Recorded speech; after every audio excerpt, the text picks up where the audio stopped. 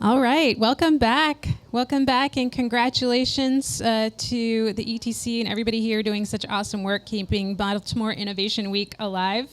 I think the Baltimore Neighborhood Indicators Alliance has been a part of Baltimore Innovation Week since the beginning, so we're really happy to be back. And we might seem like an unusual entree to the lineup here, but I think what you're going to find is we are brothers from another mother with all folks in the city that are interested in technology, because we're trying to use technology to help our city and help our neighborhoods. So by way of introduction, my name is Seema Iyer. I oversee the Baltimore Neighborhood Indicators Alliance, which is a project at the University of Baltimore. And I have a bunch of folks behind the scenes. We have Germán Paredes, who you're going to hear more from later, who's going to be also my clicker. And you can go ahead to the next slide, Germán. Logan Schertz is our research analyst, also behind the scenes here. And Ashley Edwards is here as our community engagement specialist. So if you want to engage with us, reach out to Ashley later.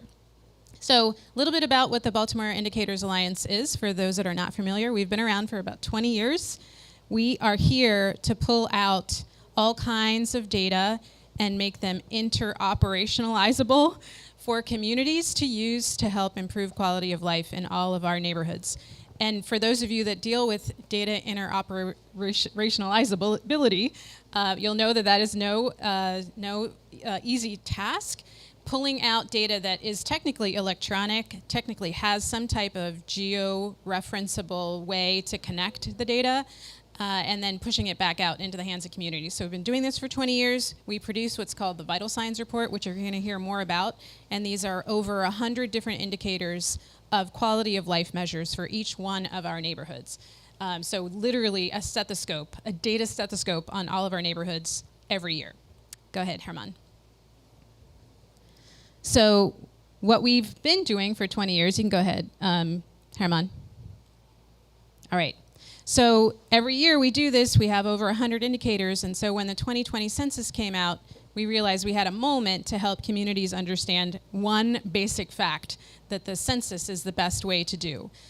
Did your community grow in the last 10 years in terms of population? Did it decline, or did it stay the same? And there's only one of those three options for your neighborhood.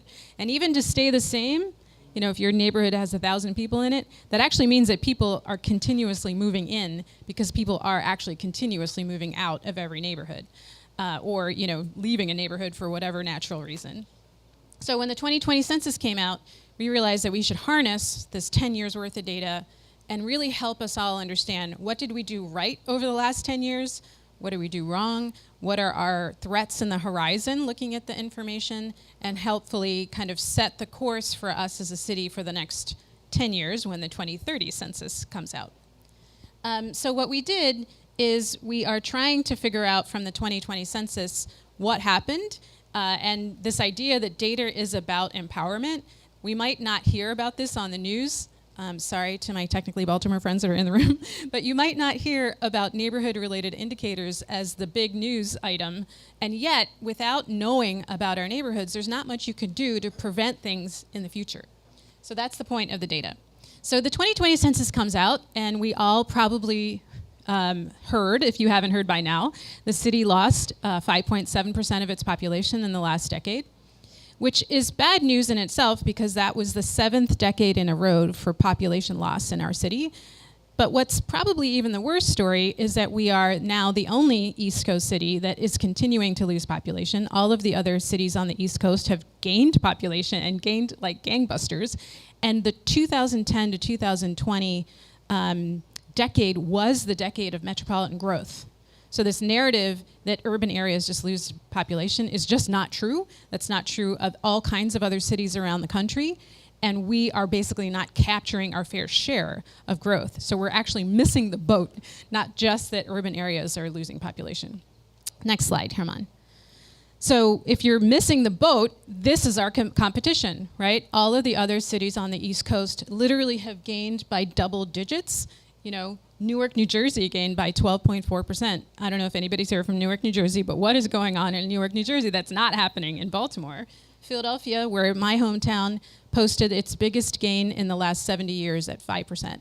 So We have a lot to learn. We got a lot to figure out what we're not jumping in on in terms of competition. And for whatever work you do, whatever work you're doing in the city of Baltimore, whether you're running a business or trying to hire people or running a nonprofit, this is the context that we're all operating in, which is population loss for the 7th decade in a row. And population loss, even if I tell you nothing else about the city, what does that mean? That we're losing resources, we're losing people, obviously, we're losing talent, we're losing all kinds of things that we care about, that we want to make the city a better place. All right, next slide.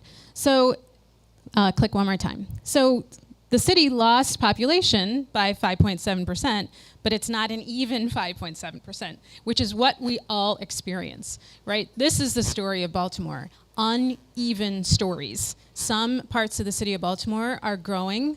The blue areas that you can see are coming down the center of the city, going around the water, what Dr. Lawrence Brown calls the white L. Those places are growing 20, 30, 40% growth in those parts of the city. It is real. We're actually sitting in a blue area right now. We are growing. We're just not growing everywhere. So in the areas that are red, those are the areas that declined by 20, 30, 40%. And those are what Dr. Brown, of course, has referenced to be the black butterfly. Predominantly African-American parts of the city, but not the same parts that we might think about. So next slide. That pattern of growth in the center, decline on the wings, is a recurring pattern. That was exactly the same map that I would have shown you in 2010 to look at the difference between 2000 and 2010. So those of you that are engineers in the audience, if you see a recurring pattern, you know that there's something underlying that is predictable going on underneath it. We have the information to understand why this kind of a pattern is happening. We have to act on it, which is a totally different ball of wax, right? Getting people to act on information. So this is, people talk about redlining. Anybody hear the term redlining? People bandy about the term redlining because they don't actually know what that might mean. But underneath that pattern in the back, right, the blue and the red in the back, we overlaid that, our intrepid kind of researchers at the Baltimore Neighborhood Indicators Alliance, we overlaid that with that 1932 redlining map. And you can see the redlined areas include Canton, Locust Point, downtown, Midtown. They do also include Upton and Sandtown Winchester, but look at the vast majority of the red areas today in the city of Baltimore. They were actually blue-lined in the 1930s map. So if we want to talk about redlining, let's not talk about historic redlining, because that kind of absolves us of the issues of what we're doing today. We've got issues going on in some of these neighborhoods right now that we need to address. So go ahead. So when we talk about historic redlining, I don't think we're talking about Canton and Locust Point at this point. We're talking about areas in the city that are declining today. Go ahead, Herman. Just to show that today, the areas that were ranked lowest in the 1932 maps are our fastest growing areas. And actually, the areas that were yellow lined in the past are the ones that are actually declining the most today. So history is awesome. We should be talking about these things, but we have to really take hold of the things that we ourselves in this generation are doing to continue this kind of a pattern. Go ahead, Herman. So the question is, what can we do to change basically this center kind of reality of growth? Everything looks great, all is working well. It's getting more people, it's getting more businesses, it's getting maybe all of you to live there, versus this decline, which is again basically the tale of two cities in Baltimore. So we looked at what could spur kind of investment in the areas that are red right now, the declining parts of town. So we looked at where the city is spending its capital public dollars, and so the squares are per capita capital spending dollars, and you can see it's relatively easy. Maybe you can't see from the back, but it's relatively even. The nature of our public spending dollars today. If we had done this in 2010, it wasn't even back then, but today it is. And the question is, how are these public spending dollars, public sector investments, spurring private sector? So you see it's relatively easy. If you hit one more time, Herman. So what is the private sector doing? Again, don't need to be a geographic information specialist to see that the private sector is still just investing in the areas that are already growing. So again, think about this from a trajectory point of view. You've got growth in those blue areas. You've got more development happening in those blue areas. What's going to happen in 2030? You're going to see more growth in those areas. And what are you going to see in the red areas in 2030? You're going to see more decline. So this idea of getting in front of change, not just see what we have today, but we're pulling apart, and we're continuously pulling apart. So if we want this pattern to change, we actually have to get in front of that change. We can see where we're going to be in 5 years, and we have to stop that pulling apart now. One more click, Herman. So this 45 commute time, one of the things that we learned in the areas that are declining is that they get disconnected. It's not just that they don't have something, it's that they don't have some network. Physical networks, digital networks, social networks, financial networks. They're disconnected on one or more, and in generally all kinds of networked domains. So the areas that are growing are networked. They have like a thickness of how people interact and help each other and innovate in those neighborhoods that are not happening in the other neighborhoods. So click one more time.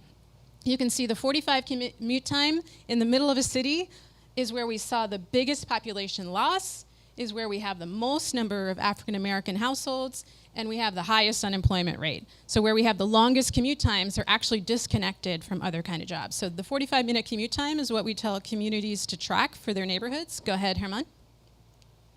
And then the other one is digital connectivity, which hopefully this group is under, and you can click one more time, and you can see that the same thing is true for the areas that had low digital access at home, experienced the biggest population loss, were predominantly African American, and had the highest unemployment. And obviously no digital access is correlated with that 45 commute time as well. So once you're disconnected digitally, you're most likely going to be disconnected physically.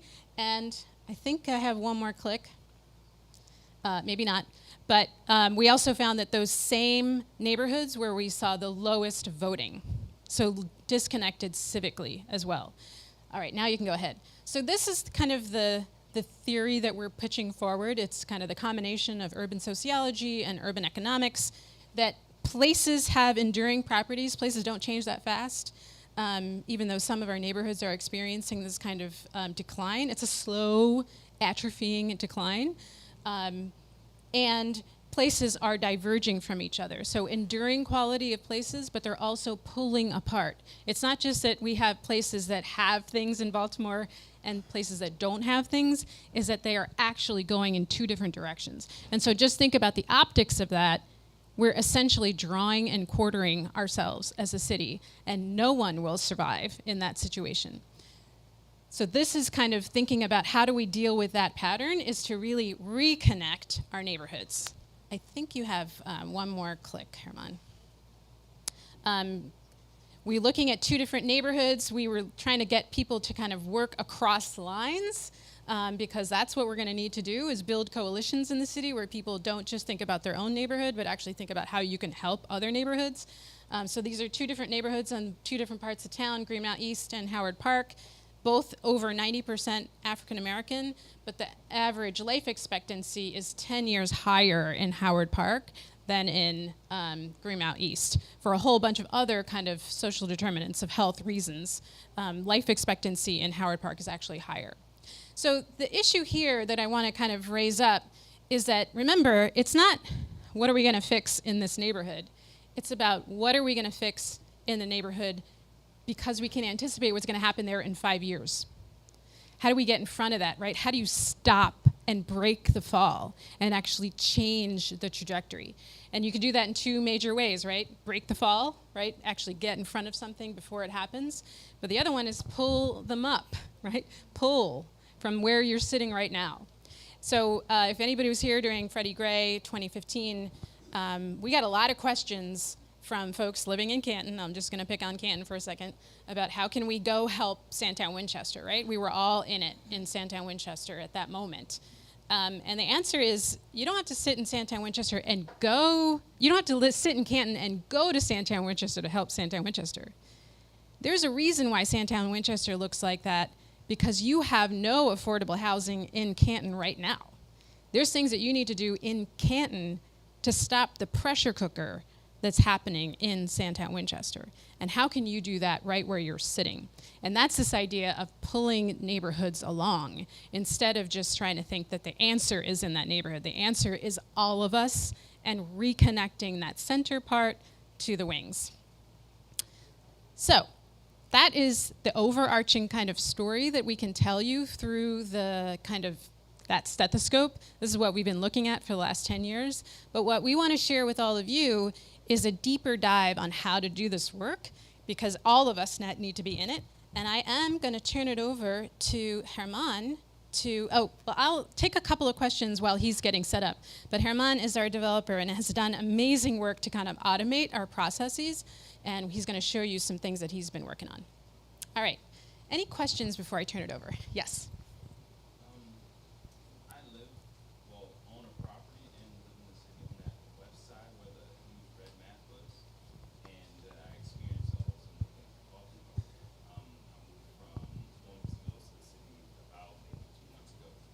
And my question is, I wonder if you have data in relation to home ownership versus renters in those red areas. Not only that, but also lenders. When I was trying to buy my property, talking to different lenders, depending on the zip code, they wouldn't lend me. That's why they're disconnected from the financial systems that could actually reconnect a market, right? So I'm going to answer your question in 1 second. So we have over 100 indicators, so we can talk about homeownership. Homeownership, the entire Baltimore Community Change Project has an open database where you can take a look at any indicator that you want. We have a scatter plot. We've got whatever you want to look at in terms of data visualization. But homeownership actually declined in almost every neighborhood in the last decade, which is very typical of urban areas around the country. But what your point is, or what we saw, is that in those red areas, home ownership actually declined the fastest in areas that actually had some pretty high home ownership to begin with, that are normally and historically pretty high home ownership. So we lost a lot of people in Morrill Park. Why are we losing home ownership in Morrill Park? We lost a lot of home ownership in Edmondson Village, which is a very, historically very high home ownership African-American neighborhood. So the data is here to help us try and figure out what do we want to try and achieve and how do we get there. So what we found is that the first thing you need is occupancy. We got to get rid of all these vacant and abandoned housing. We need occupancy. If those are renters, it's fine. If it's homeowners, it's fine. But today's renters are tomorrow's homeowners. So kind of having a pathway from vacancy to occupancy to renter to homeowner is what every neighborhood should really be thinking about. Go ahead. One is, why did you not, when you're talking about the populations, Philadelphia, New York, Newark, and all the East Coast cities, you're well aware that Baltimore is only 80 square miles. And those cities are much larger. When you talk about populations, sometimes it's best to talk about both Baltimore City and Baltimore County. Baltimore County population increased substantially. So if you took it as a whole, we actually increased. If you took Baltimore City and Baltimore County, we increased, I don't know what the percentage is. Why didn't you do it that way? We're the only city that has to deal with that. Richmond is very much like us, and Richmond grew by 12%. Richmond is also landlocked. Newark, New Jersey could annex, and it's a little, but this is city-to-city comparison. Yeah, so, and then to your point, yeah, the region grew, but the city didn't. And we have separate revenue streams, we have separate everything. It's not gonna help the region to have the city continue to lose population, right? Let's go one step further. Let's talk about the country. California is almost out of water. It's also burning. Colorado is burning. All those people, eventually, and of course, Las Vegas is out of water as well. Those people have got to go someplace. They can't sit out there without water, whether it's water, no water today, or no water next year. What are we going to do to attract those people into our vacant properties that we have here? Absolutely, 100%.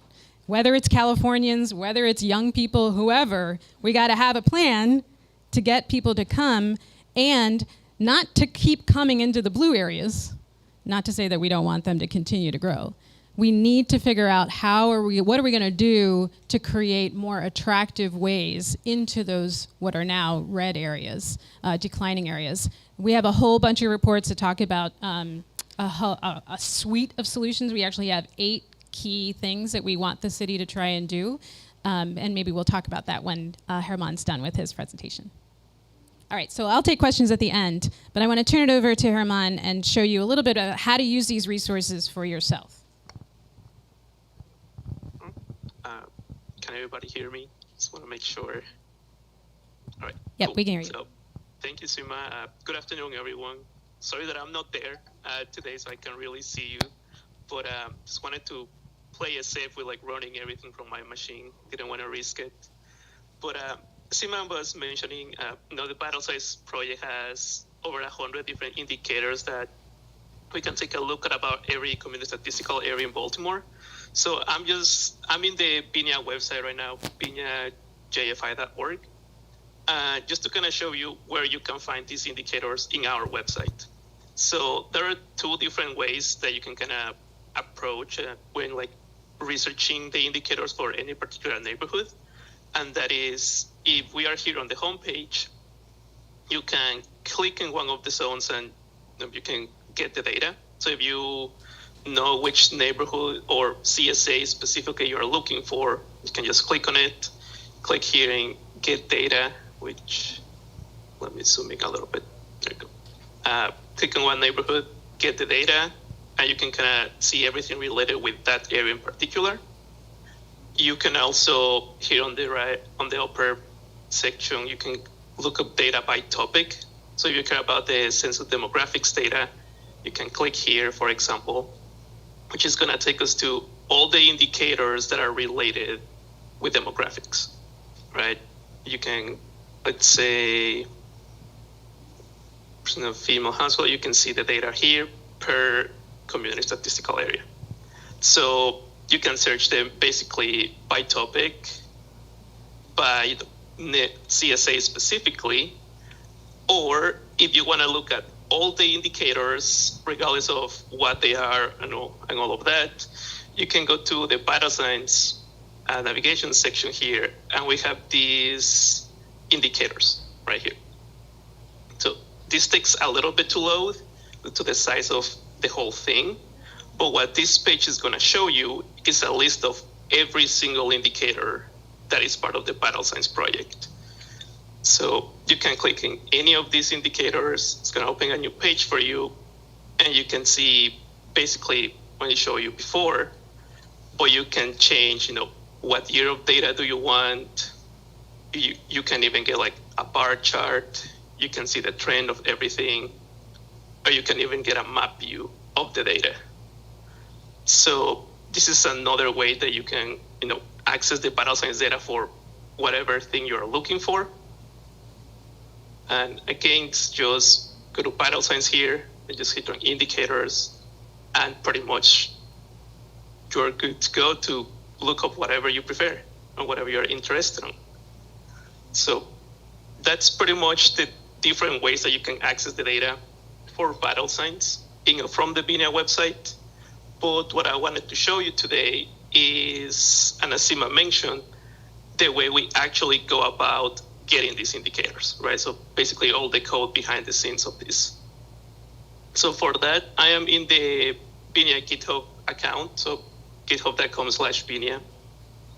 And here you will see on the very first repo. Can you increase the font size here too, Herman? Can you increase the font of your screen? Perfect. Keep going, keep going. Cool. Thank you. Now that we are here in the Parasites repository, pretty much what I'm going to be doing is I'll be giving you a demonstration of how to use this code to get any indicators for vital signs, or at least the ones that come from the American Community Survey data, so the Census API. So I'm going to skip over the actual text in the README here, and I'm just going to go straight to the first example. So from the American Census API data, we get 46 different indicators, right, related with demographics. out of the 46 indicators, for 45 of those scripts, you pretty much only want to follow example number 1. For the last indicator, it has one extra step, so I'll be showing that in example number 2 at the end of this. So pretty much all I'm going to be doing for this demonstration is I will just be copying and pasting all of this code in a fresh Google in a Jupyter notebook here, and I'm just going to walk you through everything. However, if you prefer Python, right, just like a regular Python file instead of a Jupyter notebook, Battle Science is written in both formats. So we have the entire thing written as Jupyter notebooks and the whole thing written again in just regular Python things. If you are not familiar with Google Colabs, however, we have this option right here that says Open in Collab. So if you click in here, it's basically going to open the README file, but since it's a Jupyter notebook, you can just run it here on the spot and go through the whole process on your own. So you can kind of just like use it as a walkthrough, basically. So I'm gonna go back here to the first example. And first things first, as any kind of like Python project, is gonna install the Battle Science library, our data play library, and GeoPandas here. I ran this earlier just to make sure everything was fine. But you can kind of see here on the very first line that we are installing the Binia J5 Battle Science library that is version 003, which is our newest version so far. After you install the library here, we want to import our retrieve American Community Survey data, which is basically the function that we're going to be using to get the data from the US Census API, right? So we import our function now, and then we want to define the 5 variables that we're going to be using for this function. And those variables are the track number, which the asterisk just means that we want all the tracks that are available, the county, which is Baltimore City, which is 510, and the state 24, which is obviously the state of Maryland. In addition to those 3 kind of static parameters, we want the table ID and the year. So I'm going to change the year to 20 to get the 2021 data. And for the table ID, obviously is what table do we want to get data from? But we don't expect anyone to know, every table ID from the Census API. And I mean, I wrote it and I don't know those IDs. It's too many, right? So if we go back here to the repo and scroll back up, you will see this file that is called ACS tables and scripts. If we open this file, it's just a CSV, and it's basically a cheat sheet of the table ID, the scripts that go along with that ID, and the indicators that you're going to be getting using that combination. So you can see that table 01001 uses 5 different scripts to get different age-related indicators, right? So population under 5 years old, population of 5 to 17 years old, 18 to 24, 25 to 64, or 65 years and over. So if you are interested in getting any particular indicator, you don't need to just memorize what the IDs or what the scripts are. You can kind of just go to the cheat sheet, look it up, copy, paste it, and you should be good to go. So for this demonstration, I'm using the very first table, right, the 01001, and I want the 2020 data. I'm going to run this. Now that I have defined my variables here, I'll go back to the code, and I'm going to get my data from the Census API. So you can see we have the retrieve data function and the 5 variables that we just defined. I'm going to run this code. Depending on the table you are using, this is going to take a bit longer because some tables are really large. For this one, you can see it doesn't really take that long. And we can double check that we got the right data, right, from our table. So on the left, you can see we have all the track numbers. And then we look at the column names. We have total male population under 5 years old, 5 to 9 years, and so on. We go to the second half of the table, can see that we have all the female population statistics, right? So females of 50 to 54 years, 55 to 59, and so on. And if I go all the way to the end, it doesn't show here because of how many columns there are, but you also get to see these 3 columns as well. You get to see a track number column, a county, and a state. So you can kind of double check that the data that you got is the one that you asked for, basically. Now that we have our raw data, I'm gonna show you how, for those of you who haven't used Google Colab before, I'm gonna show you how you can download it locally to your machine if you need it for something else. So it only requires 2 lines of code, which is pretty nice. So this very first line of code here is you are just importing the files function from Google Colab itself. And what this is doing is that if we look at here on the left side of the screen, there is a little folder icon, and that is your local files section for this particular instance of Google Colab. And all this is doing, it's saying, grab my data frame, save it as a CSV, and give it, whatever name you want. So if I run this code and I close and open this to refresh it, you can see that our data frame is now in our file, in our local files of Google Colab. If I wanted to download it to my actual machine, I'll use this 3rd line of code here that just says, from the files, download this file name. So you can see it's just like a search for this file and then download it to my machine. It's basically all this is doing. So if you wanted to save your raw data or save the indicators at the end of this whole thing, these are the 3 lines of code that you need to use to do that entire process. So now that, let's say we have saved our data, I'm gonna go back to the code and I'm gonna import a second function and the script that we wanna use. So you can see we are from the BattleSense library, we want to create an indicator function, and this is the specific script that I wanna use. So going back to the cheat sheet that I showed you before, we are using the 01001 table, and these are the 5 scripts that we can go for. So let's say we want to get the percent of population that is 65 years and older. I'll just copy this age 65 name, and I just need to replace this last bit that says age 5. I'm going to run the code. And now that we have pretty much all we need defined already, I'm just going to copy this big chunk of code, paste it here. And all this is doing is basically this merge URL is our crosswalk table. Because as you can imagine, the US Census data doesn't have the community statistical area names on it kind of by default, right? So this is the crosswalk table that we'll be using to add the CSAs. Then we are defining the 2 columns that we'll be using to do the merging, which is the track number columns and the type of merge that we want. Since we want everything, we're obviously using an outer merge.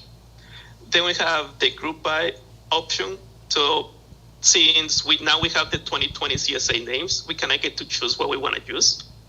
So for consistency's sake, since we are using the 2020 data, let's just get the 2020 CSA's names here. You can use the 2010 if you want. It should work fine either way. For method, this is just what script do you want to use. That's all that this thing is asking for. So we imported H65. So replace this with H65. These 2 can just stay as they are. And I'm gonna show you the whole thing here. And you can see we have our create ACS indicator function that we imported up here. And everything that we have defined so far is just put in here again. So if we run this, you can see that now we have our 2020 CSA's names, our total population, males that are 65, 66 years old, 67, 69, so on. If I go a bit more to the right,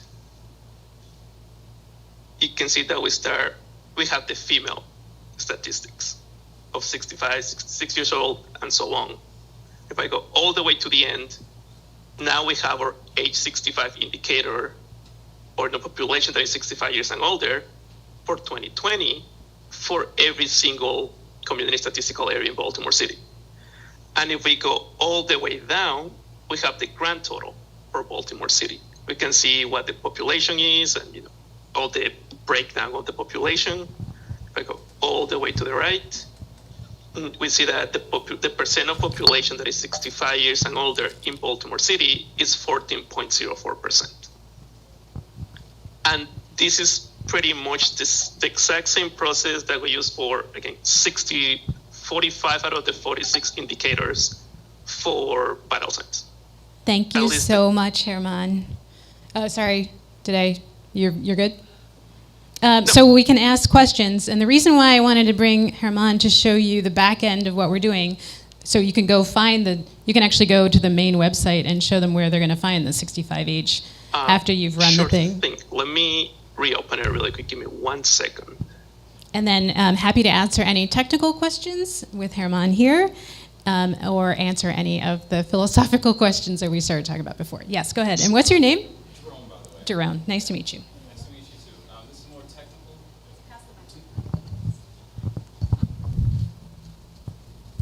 Thank you. All right, this is a bit more technical. 2 parts to it. One, do you guys collect any kind of lender data for these areas? For example, we're looking at red and blue. The tip of the iceberg is the colors and all the demographics and everything that's going on. But beneath the surface is the ocean of money that's being poured into particular areas in the form of lending and property appreciation. Do you guys have any kind of data on lenders? And there's one more question. But also, you could do a keyword. You could do a keyword search on any of these indicators and see if we do. We have one about small business lending, how much small business lending is going on. If you find that while we're talking, it's under the business section. More specifically, residential homes, lending on residential homes. We also have how many people applied for a mortgage and were denied by neighborhood. Oh, So kind of the same, in that vein, but not maybe exactly what you're asking for. So we have mortgage, and we also have small business lending as one of our indicators. Do you have the names of the banks is kind of what I'm looking for? We have the methodology that was used to create that indicator, and in the small business lending, it's actually Johns Hopkins University that helped us create that indicator, so I can get you that one. Yeah, that would be great. 21st Century Cities helps us do that every year. They look at 4 or 5 different sources of lending, including SBA lending. But if you do find that way, and if you show the map for small business lending, Herman? Anyway, while I'm in here, small business lending, total. And my second question. Yeah, total amount. And if you look at we're not connected to a map. Well, maybe not the same year, but we do get this indicator, but take a look at it. Okay, thank you. And my technical question was for Herman. Would we be able to use Matplotlib to kind of take a look at that data and overlay lending on top of your already color-coded map? Something like that? So we actually have an entire open data portal on Esri. Sorry. Can I come closer to him? Ask him. I can maybe if I repeat it, we should be okay. So Herman, my question was, could we use something like Matplotlib to display some of that data or to overlay your map data that you already have? Matplotlib. Yes. I believe for mapping the data, they actually use R functions, not necessarily Python pluglets. Do you want to go to the Open Data Portal? For getting the indicators, I didn't really use anything fancy in particular, right? It's just kind of general, Python stuff, really. It's nothing like overly complex about it, since everything uses very simplistic like math functions and all of that. As for the maps. Do you want to go to the Open Data Portal, Herman? Yeah, sure. So under vital signs on the drop-down, that we have a whole Open Data Portal. And this is an Esri-based So you can download a GeoJSON for any one of our, or download a shapefile from any one of our indicators from here. So you can take the map for the total small business and then overlay on top of it. I have, if you have a data set. Last thing, and somebody else can ask a question. Can I download a .py file from you guys for this question? Can you download a .py file? I think that's true. Can you download a .py file either from the GitHub site, Herman, or from here? So these are the, CSV, KMZ, shapefile, or GeoJSON is what you can download from here. But Herman, do you know about downloading a .py? And otherwise, we're going to give you our contact information. Because the reason why we're here with the technical aspects is because we want all of you to ask us these questions. We're doing kind of the best we can because we're a bunch of planners, and I mean, he's a developer, he's very good. But we want this data to be useful to the work that you guys are doing. So that question is exactly the kind that we want to try and answer. If we can't do it yet, we're going to figure out how to do it. Yeah, and if you want to try the code and everything, you can just download everything in the repo as well. That's why we have it, there, right? It's to encourage people to give it a try. Even if you're using it out and you are having issues understanding something, let us know, because we want to make it as accessible as possible, right? So if you are curious about the code, otherwise how it works, or how everything is laid out, and you try it out and you're having problems with it because it's too confusing, just reach out to us and I can try to, Yep, we can try make to it make it more understandable, right? I'll take you up on that. he's gonna call you, Herman. Any other questions? Go for it. Yes. Do you provide data on, say, dropout rates in schools? Like between middle school versus high school? Do you provide that sort of data? And secondly, is there a membership fee for any of it? Is it all free, or do you get to a certain stage where you can't access more beyond a certain level without paying a fee? Thank you. That's an excellent question. So we do break out most of our data for elementary, middle, and high school. So if you look in our education data, it's actually fully broken out. And actually, elementary is 1 to 5, not K to 5, which people get annoyed with, but for some reason we started with 1 to 5. So elementary is 1 to 5, middle is 6 to 8, and then high school is 9 to 12. And then the question is this free? Yes. What you see on the website is 100% free, but this is aggregated information, right? It's aggregated to this neighborhood scale. That's the value proposition that we're offering you, right? Because sometimes when you look at things too granular, you can't see the forest from the trees. And what we're here to do is help show that neighborhoods actually have some diverging fortunes, and you can see that when you get to this kind of slightly bigger scale, which are called communities. But in general, we are, from a business perspective, if anybody wants to talk about business, I consider myself an academic entrepreneur. We don't get any money from the state of Maryland, City of Baltimore, University of Baltimore. We are a fully self-support unit, research unit at the University of Baltimore. We fully work on either contract or grants, or sometimes we do get some foundation funding, but that we're such an old project that foundation funding is actually not something that we rely on at all. And one of the things, I'll just kind of give a plug for Herman even being here, and folks like Ashley even being here, is that we're trying to make this a sustainable project. So now it's been here for 22 years. I can pretty confidently say we have a pretty good business model. But for example, we knew that we needed to create that next generation of data scientists that can take on a project like this, because things change all the time. So in 2020, we were lucky enough to be granted an NSF grant through their Harnessing the Data Science Revolution to create a data science core and actually train young students in how to kind of do this work. And Herman is a recent graduate from that program at Towson University. So it was a 4-college cohort: Towson, University of Baltimore, UMBC, and Bowie State.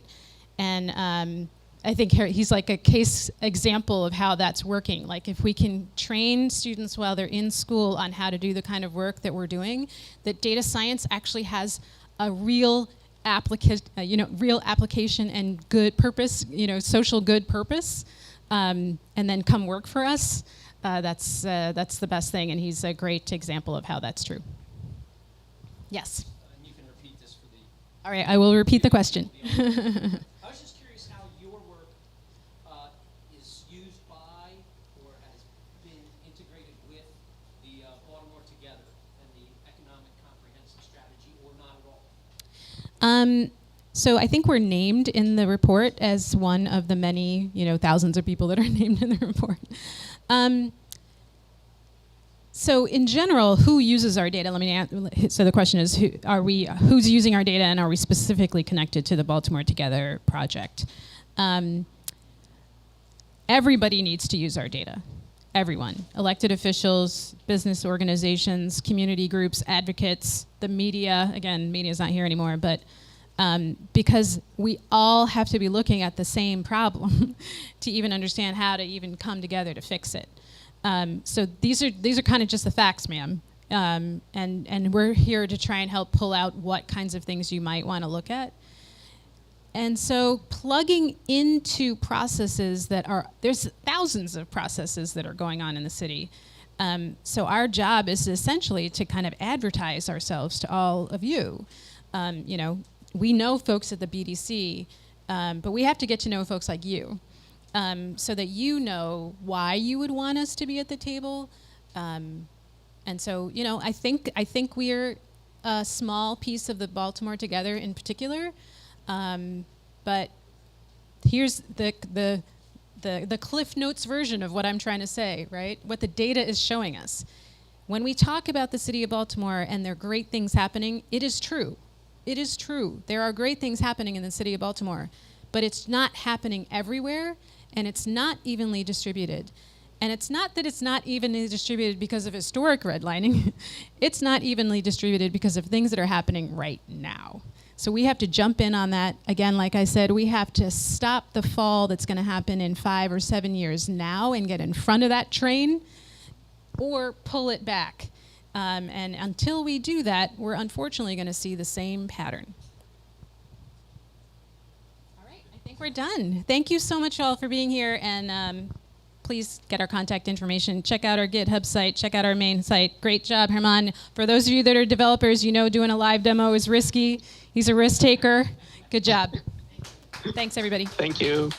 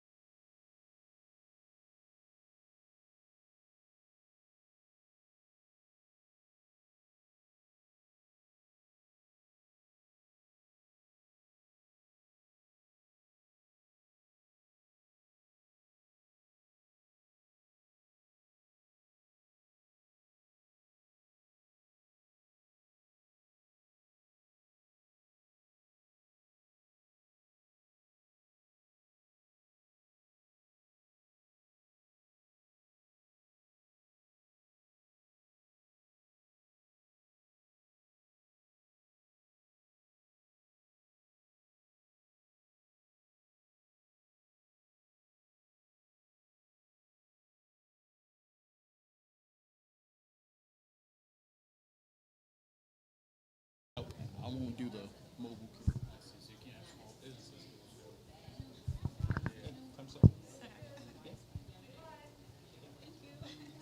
Hi, everyone. Is everyone seated? Okay. Thank you, everyone, for coming. This is Track and Convert. I'm Pamela Fasolo with InRadius. And I'm Elliot Pearson. I'm with InRadius. I am the CTO. And just a little bit about InRadius and what we do. We're actually located right here in ETC, and we do digital advertising strategy, planning, and management. So it's my job to help businesses plan and strategize their online advertising campaigns, and that at InRadius we run them, manage them, and track them.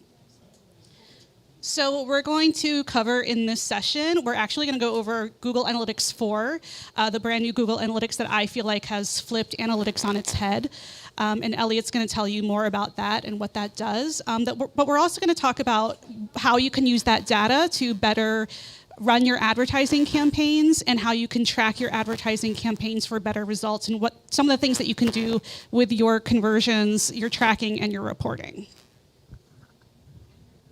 So I'm going to talk a little bit about what I like to call GA. A lot of people don't realize that advertising and marketing has evolved a lot over the past couple decades. And what has happened is you actually have to have a lot of technology that's in place before you could even spend like $1 on advertising.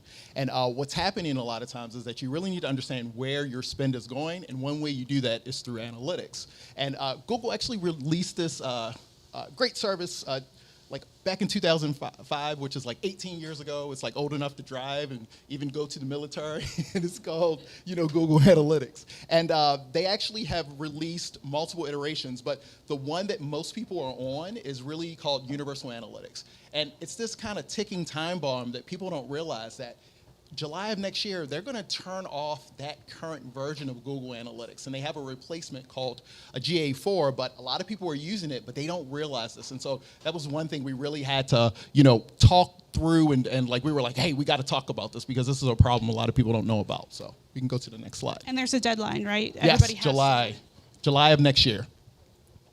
So before, Universal Analytics really had this this model that was really focused on page view. And if you think about it, that's not the world we live in. You have mobile apps, you have browsers, and it's different ways for you to actually understand how your users are interacting with your properties. So Google looked at this and they said, hey, we need a better model. Model is more simplistic. You really have this idea of you have users and these users have events. And this may not look like a super simplistic, model here, but this is actually a lot more simplistic to reason with as a developer. So next slide. Very clean dashboard. Log in, anybody can log in. The great thing about Google is they try to get you in the door and then you get it, you use it, and then you can spend money. And so they give you these free tools. So you put a little snippet on your website and then you get access to this dashboard. You let it collect a little bit of data. And when you look at it, it's a very clean interface. You have, various reports you can go to. And it makes it very, very easy to like really kind of look at your data and you pretty much get it for free. Go to the next one. So this is what reporting looks like. You go in, couple clicks, it can tell you how many users you're getting, the actual number of like your average engagement, and then you can actually see things that are happening in real time. So you have some real-time components over here. Great thing about this is just giving you all of these insights just by adding a little bit of information to your site. So the big thing that has moved with Google Analytics is really this idea of events. So you can actually declare your own events, and it's very easy to plug them into either your mobile apps or even your websites. And events are very critical because it actually models a lot of the things that were in the old model, but it also allows you to create what we call audiences, and we'll talk about that next. So you get a couple audiences out of the box. One would be really this idea of all users. It's really anybody that comes to your property. The other one is really this idea of people that purchase things on your property. If you're running an e-commerce store, if you are running like a Shopify affiliate site, those are things that you can kind of put people into different buckets. And you have the ability to look at someone goes to this page and they also go to like this screen in your app. You're able to actually take those events together and create a cohesive audience. And that's very useful for when you want to remarket to people. And Pamela will be talking about that a lot more in detail. No. So the one thing that I would love is for Pamela to really walk us through how she would actually use some of that data, since we kind of looked at the power of what GA could do for us. Yeah, so what I love about GA4 is how before the old analytics was really centered around your website, page views, time on site, bounce rate, things like that. But now it's more audience focused, and it takes the audience to the center. What are they doing? Who are they? So one of the things that you can do with the audiences is when you remarket them, kind of put them in different buckets, and you can remarket different messages to different audiences. You can really take a look at what people are doing on the site and just really be able to use this data as you want to, being able to improve the pages on your site for different people, but then also sending certain specific messages to those specific buckets.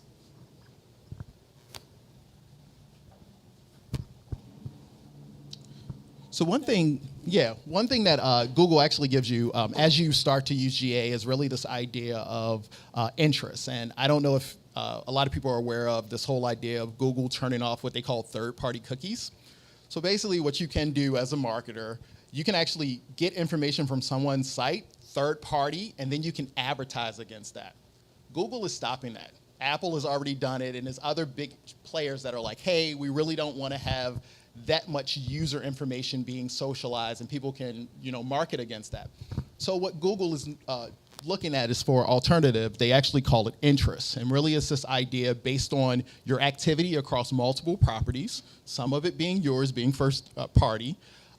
You're able to understand various categories that people fall into, and as a marketer, you can actually remarket to that or retarget those interests. So it gives you the ability to with GA, you can actually look at what interests your current users they have affinity to. Then you can actually go throughout the web and go on channels like YouTube and even Facebook and be able to refine people with these interests.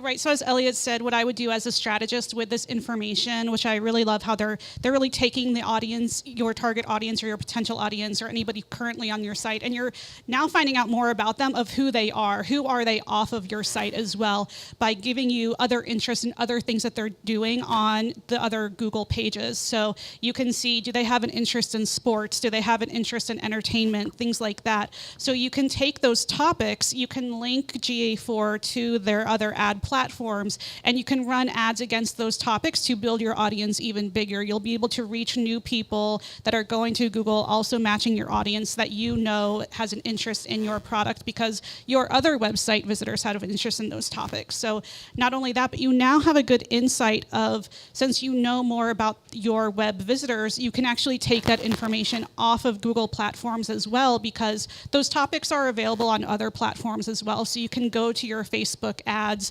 and match those audience interests. You can go to other ad platforms. Google is great, but there's a ton of other advertising platforms out there as well. And with the lack of third-party cookies, you can now expand what other platforms you run on. And then also same thing with streaming video, OTT, all those different digital video, all those different types of platforms. You now know, okay, I know who I am targeting now. So I really wanted to talk more about why this is all important and why you really need to dive into your Google Analytics, set up these audiences, set up these events, and really take a deep dive and take your time looking at what your Google Analytics are doing. Because when you run your advertising campaigns, you don't want to really guess at what you're doing. You want to make sure that you're tracking everything to make really smart advertising campaigns. You want to use your Google Tag Manager to set up pixels to be able to track your advertising and your different advertising channels and platforms to really not only see what they're doing beyond clicking, but then also follow the user from the top of the funnel, which is brand interest or brand introduction, all the way to conversion. And the reason why that's important is because you really need to understand what your customer journey is. So it's not just, especially if you have a long decision-making process on your product, you need to understand what steps the user is going through before they make a decision to buy, and kind of follow them and guide them along the way with different advertising platforms and different remarketing. So, you may not get that conversion, that form fill on the first click, on the second click, but you can then remarket them. You can then reach out to more users and things like that. So this is an example of a customer journey map. So I want you all to take a study of what yours is for your business and really determine what are they doing from the moment they're interacting with your brand for the first time, from the moment that they're making a purchase, and then telling their friends about you. And that can be for nonprofit as well. Just switch out purchase with donation or volunteerism or something like that. And then you also have to then take that customer journey and then match the customer journey with the different tactics to lead them through the funnel, because different digital advertising tactics work for different parts of the funnel. You have your branding ad tactics, you have the kind of the middle of the road with getting the introduction to or the engagement with the brand all the way down to the purchase.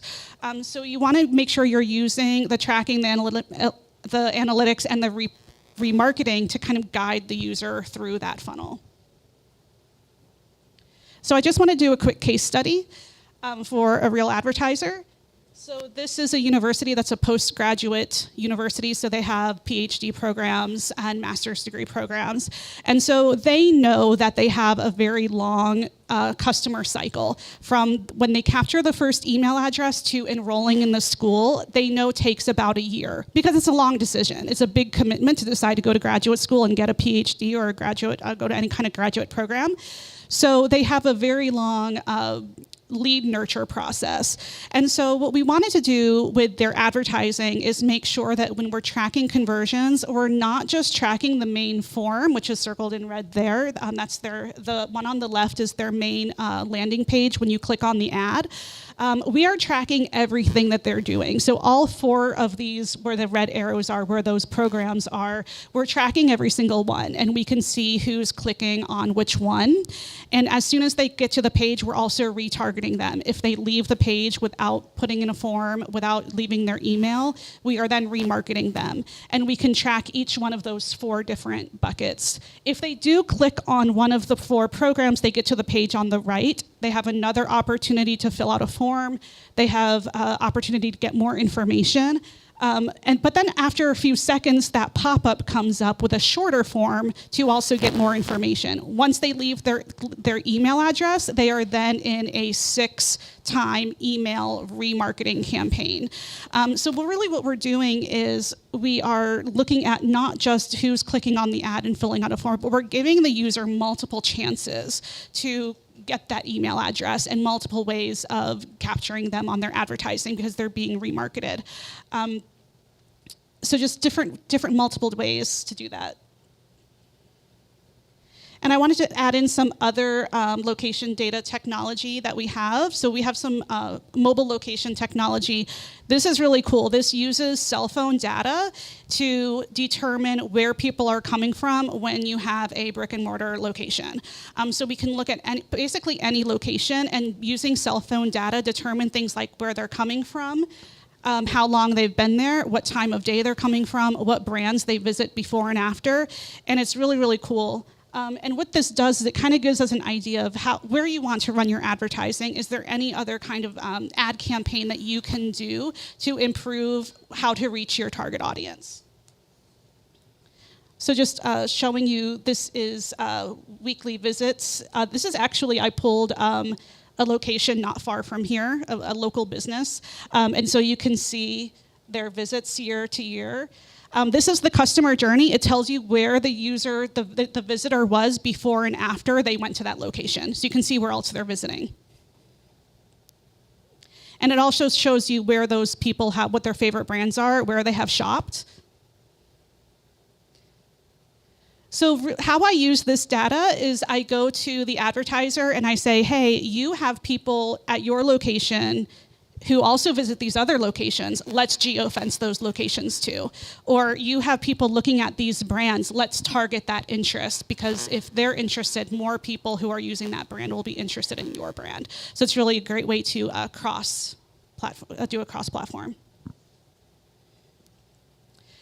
So last topic I wanted to get into was how you take a look at all of this and measure everything to figure out the success of your campaign and what's working and what's not working. I have a lot of advertisers who want to tie this ad click to this conversion.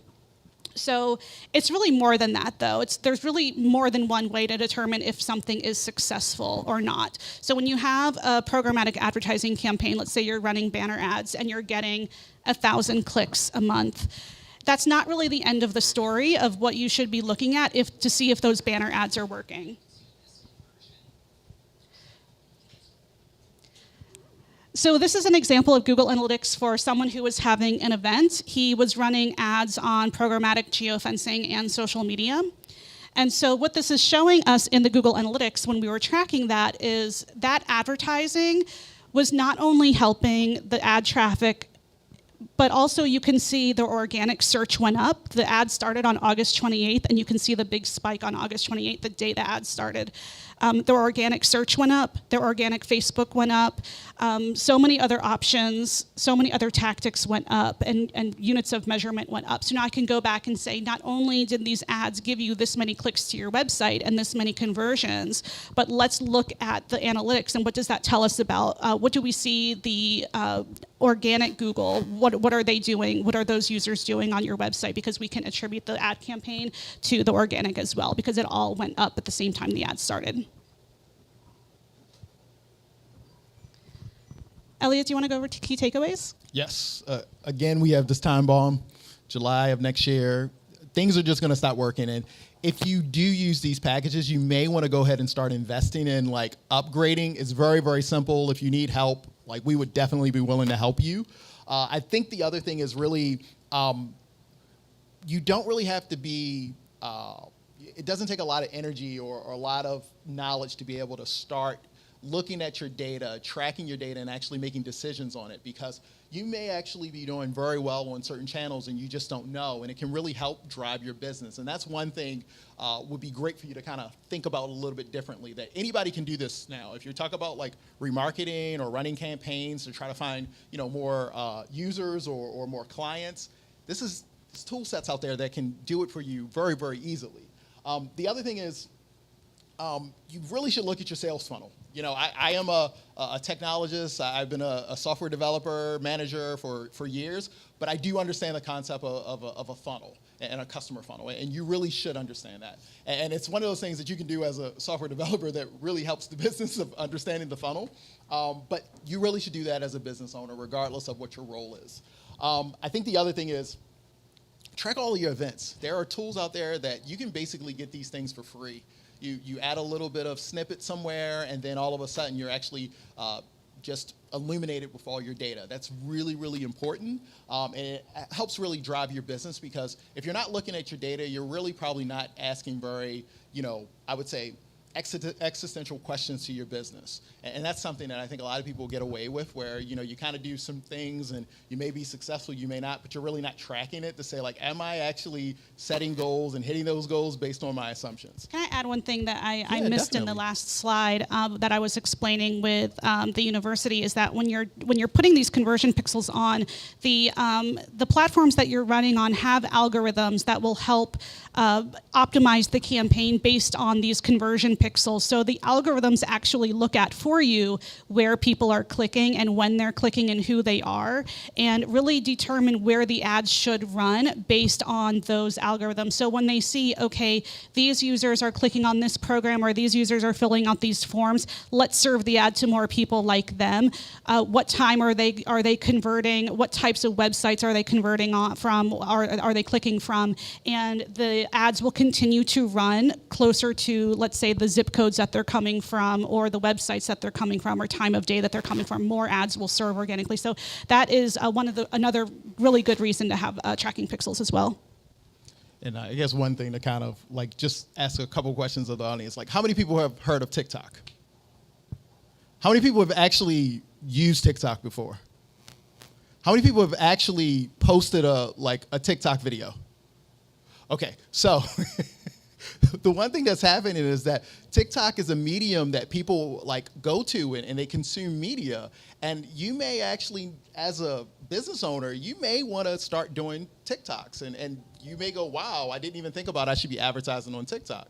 But when you kind of look at your lens, you really should expand it because there's so many channels out there. And really being able to track your users across multiple channels is the way to be successful nowadays. So. And I think that's it. It is. We have questions. Yes. Yeah, it's for Elliot, I'm going. Oh, okay.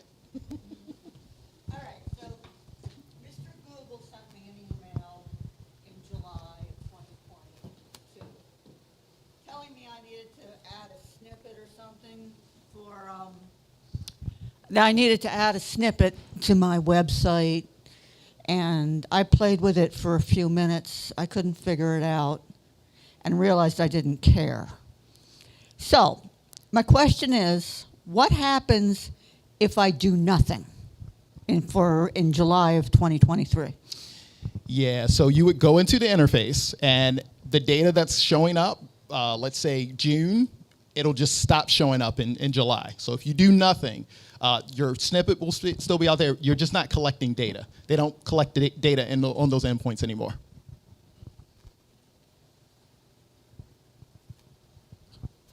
So 2 questions. First question is with TikTok, Facebook, Instagram, are you able to see that data in Google Analytics now with GA4? You can be very, very sophisticated. So there's things called tracking codes. So when you're actually showing certain media on different platforms, you can add these tracking codes, and that information can get back over to Google. There's other ways for you to get that information over. A lot of people are figuring out ways to take a lot of this third-party data and make it first-party. So there are ways. It's just kind of depending on the situation of your setup. And are there any tools in there where you're able to now see as far as people who are buying, people who are purchasing based on all that activity that's being tracked in Google Analytics? Yeah, I think the thing you got to be very, very careful about looking at purchase data. Like, let's say you just had all of Amazon's purchase data, right? I think you really should look at the subset of your customers, but there are tools where people will sell you their data, sell other people's data all the time. But I think really with this new movement to GA4, you really should be looking at your data and understanding what your customers are saying. And also you can subsect your customers to say, I have group A that I'm going to call this audience. I have group B. And then you know how you can market differently to each one.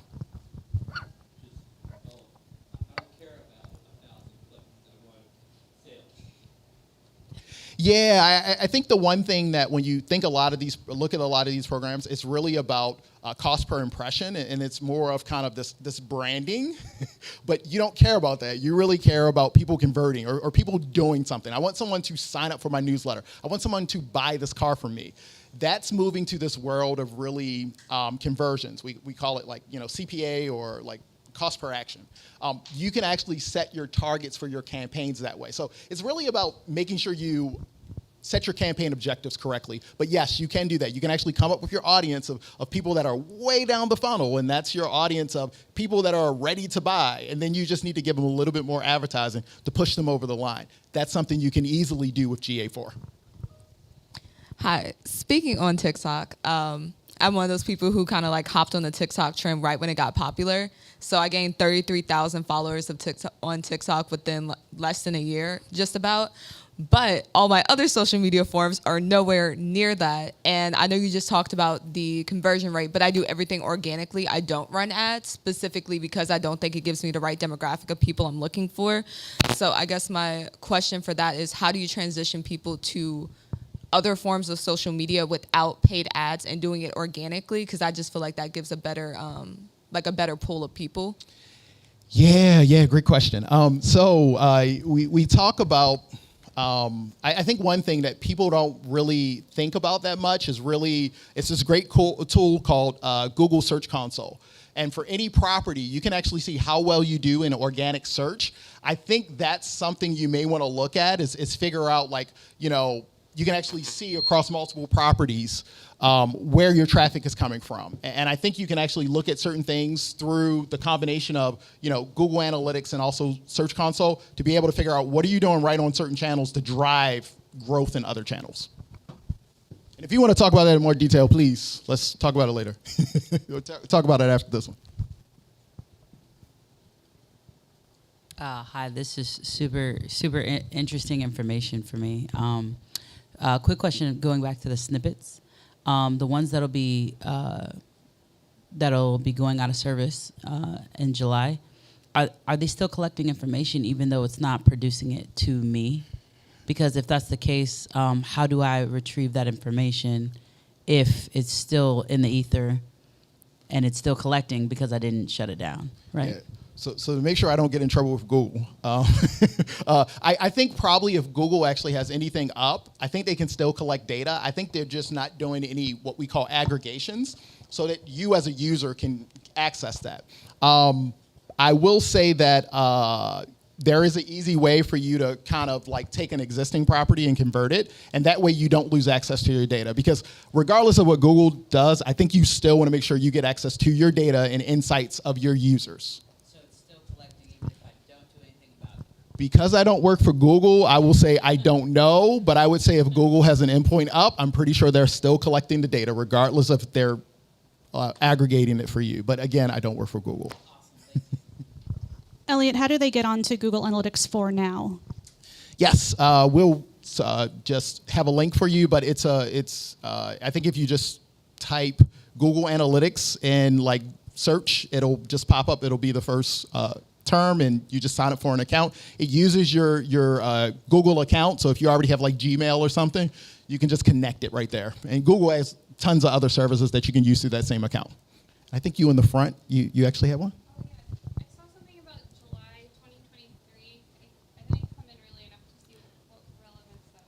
Yeah, just to recap, if you are using Universal Analytics, which is 95% of what people in the web are using, you can go into Google Analytics today and see reports based on your user activity. After July, you will no longer see those reports. They are no longer producing, they're no longer aggregating that data and say, here, user, here's your data. So really what they're trying to do is encourage people to switch, but a lot of people aren't really even aware that this is happening.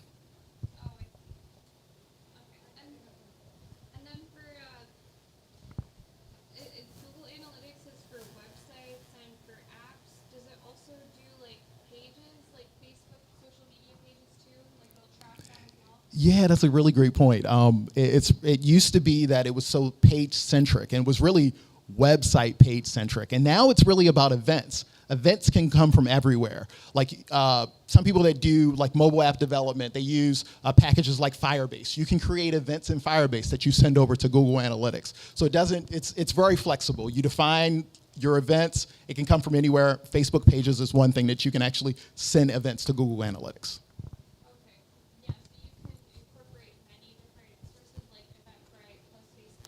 Yeah.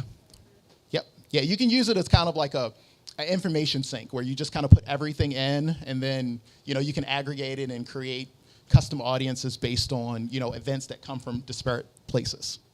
Okay. And then the audience, like by custom audience, yeah, what do you mean by custom audience? Yeah, let's say I got a nice little app that allows people to check into this event. Like I run wine festivals. I really don't, but let's just say I run wine festivals, and what I want people to do in order to get into the wine festival, they have to check in.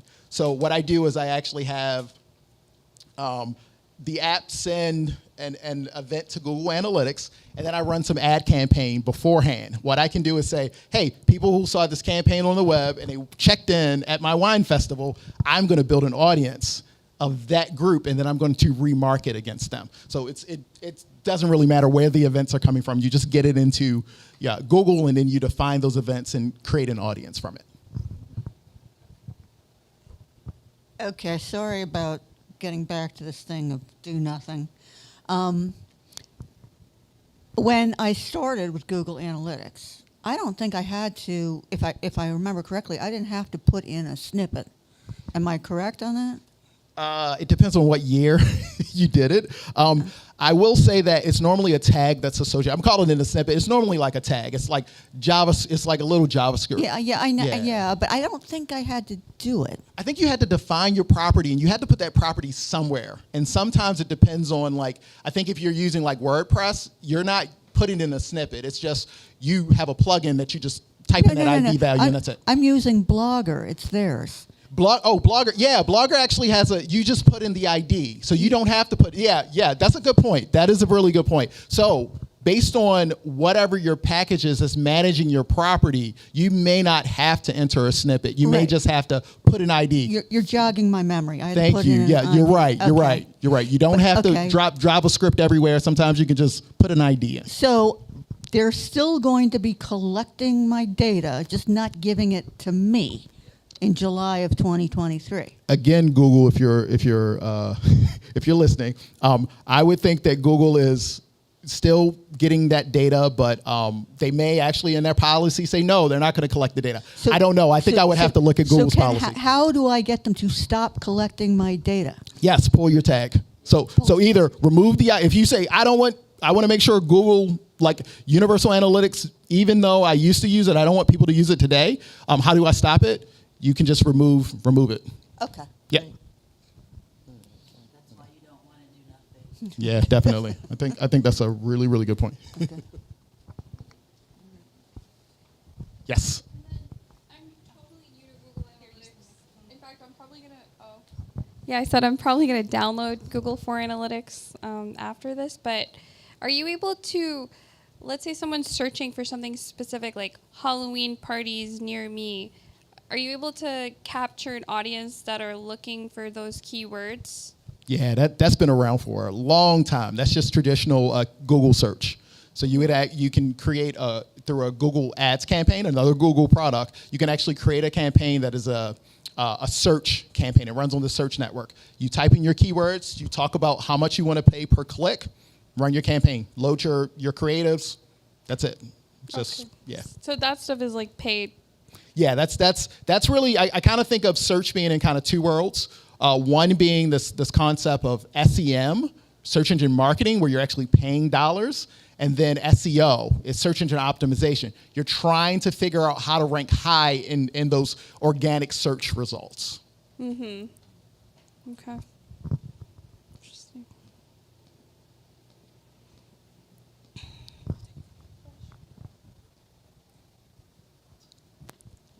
Any other questions? What are some interesting findings that you found from Google Analytics? Yeah, the one thing that used to happen is really people cared about what was called bounce rate. And bounce rate was this weird thing where you would just try to figure out, like, you put a page out there and are people really, is it enough information that it has stickiness? So people come to a page and they go, I'm going to keep reading, I'm good. As opposed to, I read, nope, don't like it, let me go get another result. Google can actually see that because they see all of your activity over time. Right now, as you start switching, we started switching customers over, and even our properties, we realized that bounce rate is really kind of like not important for us. We're looking at other metrics, like, we want to actually see like total engagement time or does engagement increase over time? So these vanity metrics like bounce rate don't really apply to us, but using a new model that's really event-based, we can actually figure out the things that's really important. So that's been kind of the biggest thing. You don't really know what you get until you get it and use it and you go, oh yeah, this is so much better than what we had before, so. Yes, it all seems very technical indeed. I'm a social media newbie, and you asked the question about TikTok. Have you ever used TikTok or posted a video? I put up my hand because I have posted one single video which I was pushed into from a class I attended as a trial. I did that several times and it kept disappearing, and finally I posted it. So my question is, with, from TikTok to LinkedIn to Instagram and so forth, everything is so new to me personally. So struggling to even figure out how to use it, let alone to track.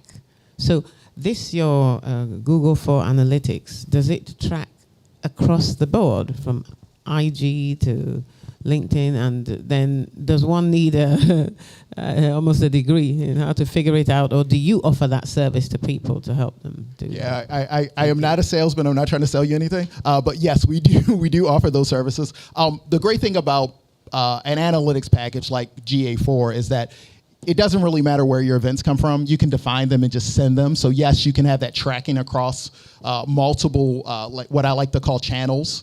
But the great thing about, you know, this conference and this community, like Baltimore has a very strong tech community, and we always want to be able to take people that want to go places. Like if you're like, hey, I have no clue about this, but I want to learn about it because I think it can help my business, trust me, you'll find somebody in Baltimore, especially in the technically group and the ETC, that will be willing to help. So I think when you want to kind of learn more specifics, just try to reach out to somebody like me or other people that are in this community, and we'll definitely help out. So we always want to make people more like educated and able to drive business, because that's the cool thing about Baltimore. Like, help somebody helps everyone else out.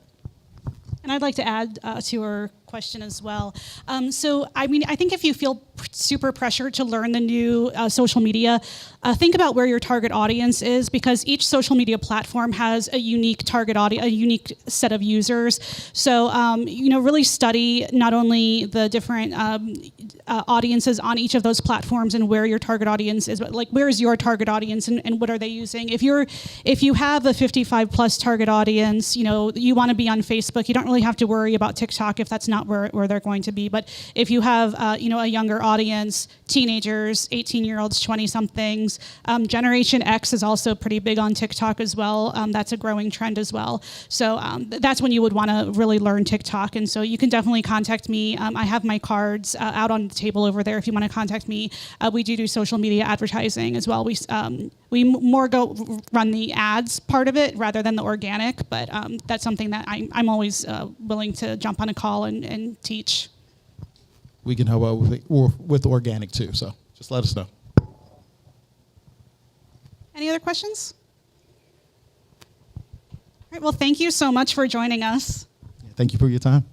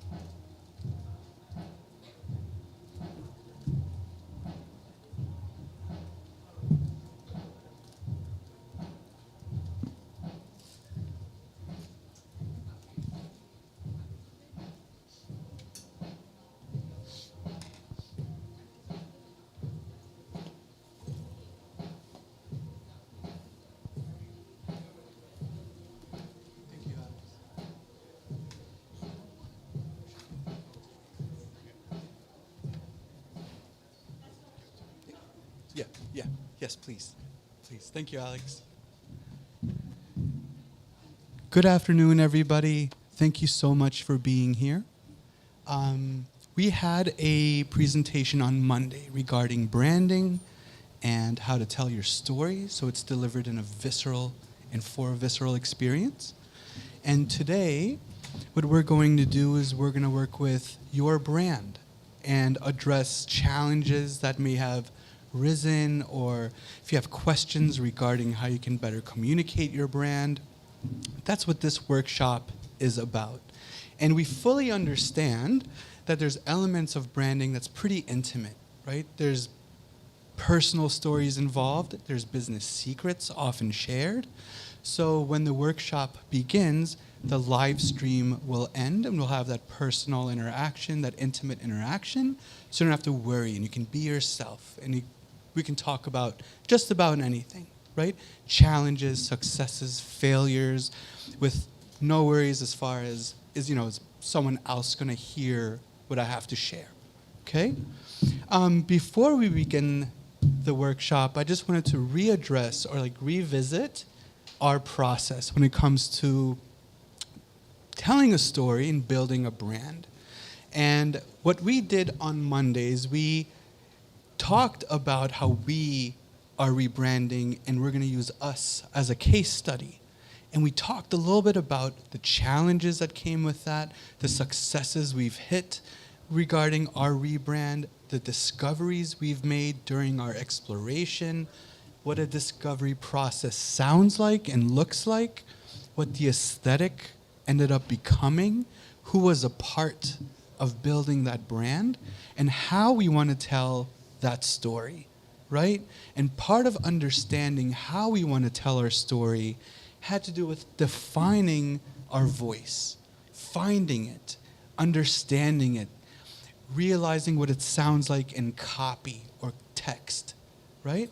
We wanted to make sure that the words we're writing also reflect how we want to speak with you and how we want to speak to an audience, and more importantly, how the audience receives that message.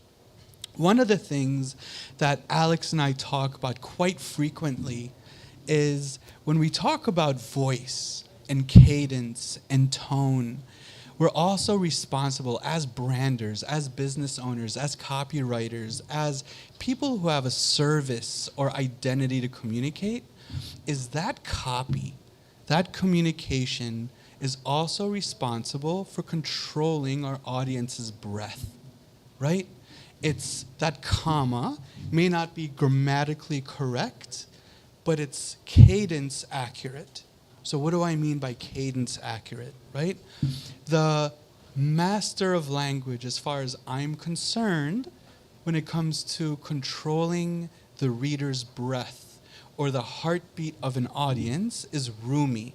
Okay, so he's a poet and he's a spoken, there's a lot of spoken word and poetry, but more than anything, he's a storyteller. And the way he tells those stories is through cadence. It's through a break. It's through a breath. And when you read Rumi, it's not always grammatically accurate, right? As far as traditional comma here, semicolon. I don't even know where a semicolon goes. I don't know how that works, right?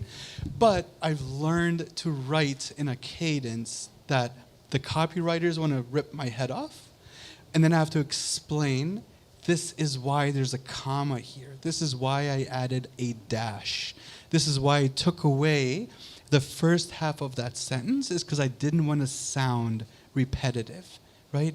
This is why Alex and I communicate the way we do with one another, is because we've been in branding and storytelling for so long that it drives our friends crazy. There's just talk like a normal human, just spit it out kind of thing. And we often get lost in our cadence, right? The best storytellers of today can be found in music, right? The best visual storytellers are the producers that you don't always count on being the best visual artists, right? I have a favorite. My favorite is Wes Anderson. I like him because everything is expected. There's no unexpected in his aesthetic, in his delivery, in his color codes and his patterns, right? You might have a favorite singer, rapper, poet, spoken word artist. These are all cadence masters, right? Masters of language. It doesn't matter if they're using a vernacular you're not familiar with. It doesn't matter if they're using language that you don't approve of. They're speaking to a specific audience in a way that's received the way they hope for it to be received, right? So we talked a little bit on Monday about how marketing controls traffic to your brand, right? That's what marketing is. We're going to pay a lot of money to drive traffic to our product, our service, our website, our identity, our social media platform, our event. We're driving traffic towards something specific, okay? Branding makes sure that that something specific is in order, right? So we're not spending $10,000 driving eyes or ears to something that doesn't reflect you, that doesn't represent you well, right?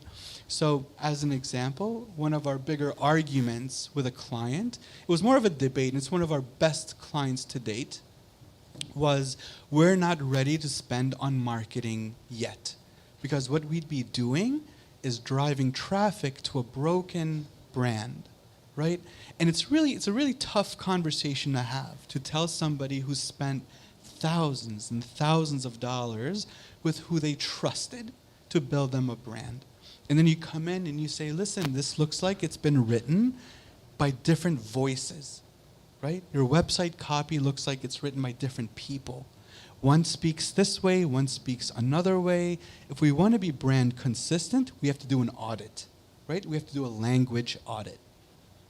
They hadn't heard of that, right? It's an expense that's unexpected. And when we have those types of conversations, it's not always received very well. But when we show them the ROI in branding isn't, thank you for branding us on Monday. What can we expect on Tuesday? It's not that type of relationship. We brand on Monday, and then a year from today, we see its growth. We see how it's changed its market. We see how it's changed their culture, right? It could be their employees, or it could be them. How am I carrying myself today, right? Thanks to these lessons I've kind of learned in identity, in my tone, in my voice, in my posture, in my gait, in the voices I use or that I've chosen to use on this specific platform. Maybe I'm telling my story visually on Instagram, and maybe I'm telling my story in copy on my blog page, right? In a journal. So those have to be different voices. These are different ways of telling the same story, but you have different eyes looking at them, right? So for example, if you were to tell a story on Snapchat, you're speaking to a different audience. It's a different demographic that might be just as interested, but they need to be spoken with in that tone that they're familiar with, right? We have to take that into account. One of the things I failed to mention on Monday was as we're building messaging today, right? In 2022, post-pandemic, a lot of websites haven't updated their language or their cadence or their messaging. Why is that necessary, right? We have to take in, as branders, and account for and be responsible for the fact that we're speaking to an audience. It's called a JACK audience, a mass audience, regardless who's visiting our website, whether it's someone targeted or someone we've never met. We're speaking to an audience with PTSD, okay? We've overcome something. Some of us, most of us, have overcome trauma during those past 2 years, right? So pushing a service or a product down their throat is tone deaf, because many of them have lost their job, right? Many of them have lost their income. Many of them have lost a family member. Many of them have a lot more important things to do than buy lip gloss, right? So pushing that down their throat is tone deaf. But if you position that lip gloss in a way that comforts, that understands, that rewards their courage, right? That rewards overcoming these specific difficulties, right? And you change that messaging on your website around, now you have an audience that's curated, that's listening, because you're empathetic, you're kind, you're a decent human being running a brand versus this digital, lifeless .com, right? When someone visits your website or a platform on which your brand lives, which might be Instagram, it might be a social media platform, they want to feel comfortable knowing that there's a human being behind all this, an imperfect human being that has many of the same traumas I share, that has many of the same teammates and love for their family that I share, that has many of the difficulties and successes that I want to aspire to or overcome. That sense of familiarity allows you to kind of build that brand love, right? That brand loyalty. You know, I'll tell you just a quick story, and I promise this will be the only personal story tonight, because on Monday it was like 20 of them. So I'm partial to wearing things I wore when I was 6 years. Like I still wear rugby's jeans and clogs, right? I just started wearing socks. So I didn't wear socks for like 24 years. I just don't like socks. I just don't like them. I just don't like socks, right? But I started wearing them again because of like the doctor said it has to do with my posture and all that stuff. Anyway, this long story short is I used to be made fun of. Like, why do you always wear this specific brand of rugby? And it's because I became brand loyal when I was very little. It was this specific brand of rugby that my mom could afford for me as something special, right?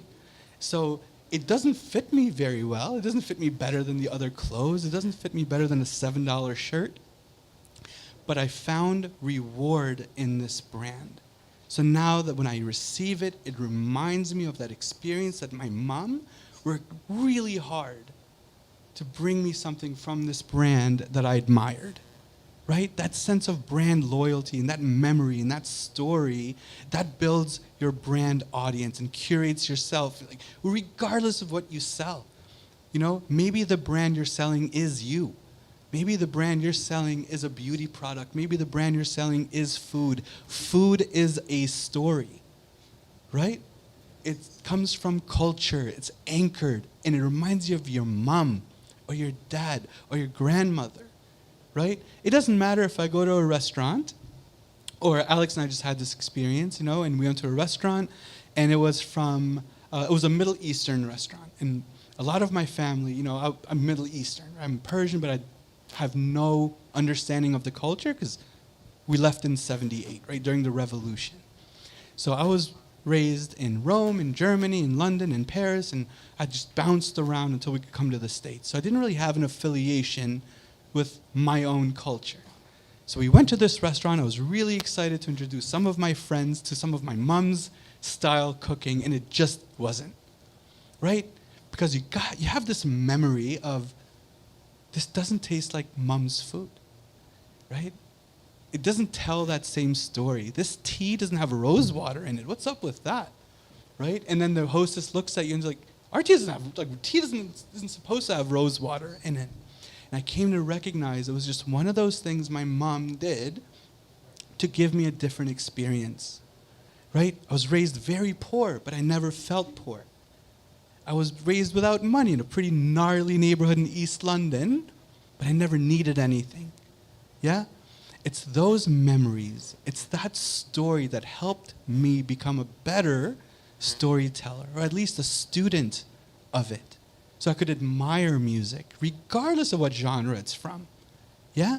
And it helps us become decent human beings. And it doesn't see color or race or identity or any of those things that are divisive now, right? Because you're telling a story, I'm telling a story, you're dealing with something, I'm dealing with something, and the way that all ties in your brand is through whatever platform you're driving traffic to. And you, as the head of that brand or the person in charge of how that brand communicates, needs to understand what story you're telling so that the service, the product, the identity, the music, the song, right? The message, maybe it's an affirmation, is received. And it's received by the audience you've curated.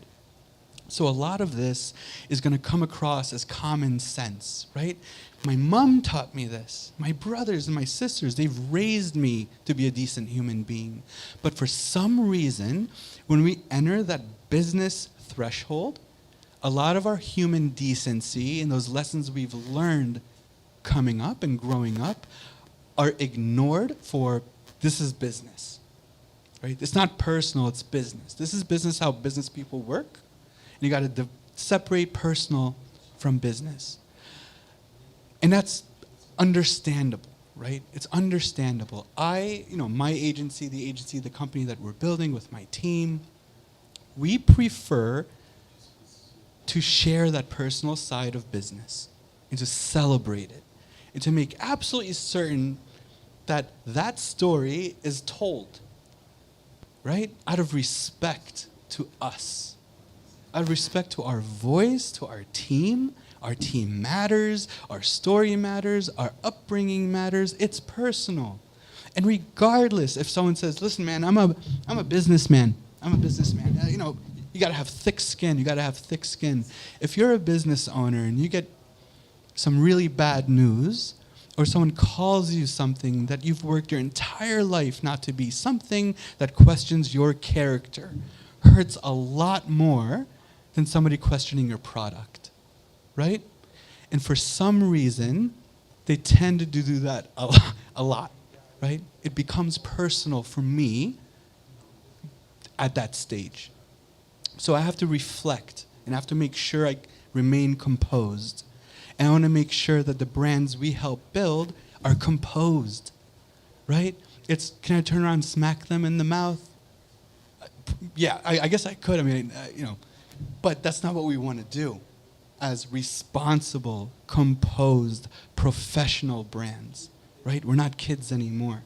We get called names from anybody. Anyone can call us names, right? Because we exist on the internet and we never have to face them or anything like that. So we receive good news the same way we receive bad news, okay? On the same platform, whether it's digital or in person, and our reaction has to be the same. And we want to make sure that the brands we build have those pillars, and they're so strong, and they're so heavy, and they're in cement, and just dialed into your foundation that you're unshakable, that you believe in your brand so much that you're willing to share it online, that you're willing to share it in a handshake, that you're willing to have a website up when you're not awake to serve as your handshake, as your representative, right? Because your website's going to be up when you're not. So you can't defend it if someone has something bad to say. Your product is going to be used without you standing next to the person or persons using it. Your service is going to be admired or discounted or talked badly about, but you're not there to defend it. And you need to be in a place within your brand that says it's okay. It's okay. I'm happy when you celebrate it, and I want to know why you didn't, if you want to share it with me, right? Because we're composed. We have that foundation on which we can continue to build, right? And we want to make sure we position ourselves as imperfect, because perfect is really expensive to maintain, really expensive, right? But imperfect is incredibly valuable. It's incredibly profitable, right? Double down on not being perfect. Except we position that as we're doubling down as being human. We are a human-centric brand launched by a human being for human beings to enjoy, and we're using technology in a way as a tool to share that product, service, identity, music, food, right? It's an invitation to something bigger than us, right? It's an invitation for you to meet my team and not just see our portfolio of work, It's for you to kind of get to know them. Understand why I work with the people I work with, why I consider them friends, and why the model that I've built is the way it is. That's how I've chosen to position this brand, right? You may say, I don't have a team yet, but I have a story of how I got here, and it's not all roses, right? But I don't want to just talk about my failures. I want to make sure that my failures are a part of this story of success. Because you leaped, you jumped, and that's worth celebrating, you know? So when entrepreneurs in this space at the ETC or at MICA, where I teach, right? A summer course in MICA in branding, when they come to me and they talk about that leap, and they say, I'm really scared about this jump, and they're in their 20s, right? And I'm really scared about this leap, I'm really scared to jump. I often ask them, what are you jumping from? And they describe a cliff, right? Leaping off of a cliff is really scary, but what if? What if we're talking about a curb? What if it's the same leap? It's that same idea and faith. And believe you'll land on your feet. And if you don't, it's okay. It's okay, right? Because you're giving up something, but you gotta bet on yourself. You are worth that gamble. It's the worth, the value that's going to show up in your voice, your tone, and your cadence. So when we talk about branding, we're not just talking about your logo, right? We're not just talking about your colors. We're not just talking about your aesthetic.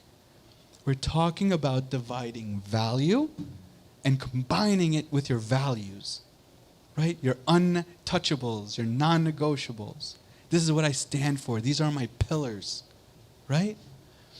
We want to make sure we archetype your identity and design something for that specific archetype. Now, if you're not familiar with what brand archetypes are, there's a book on my homepage of our website, andrebean.com.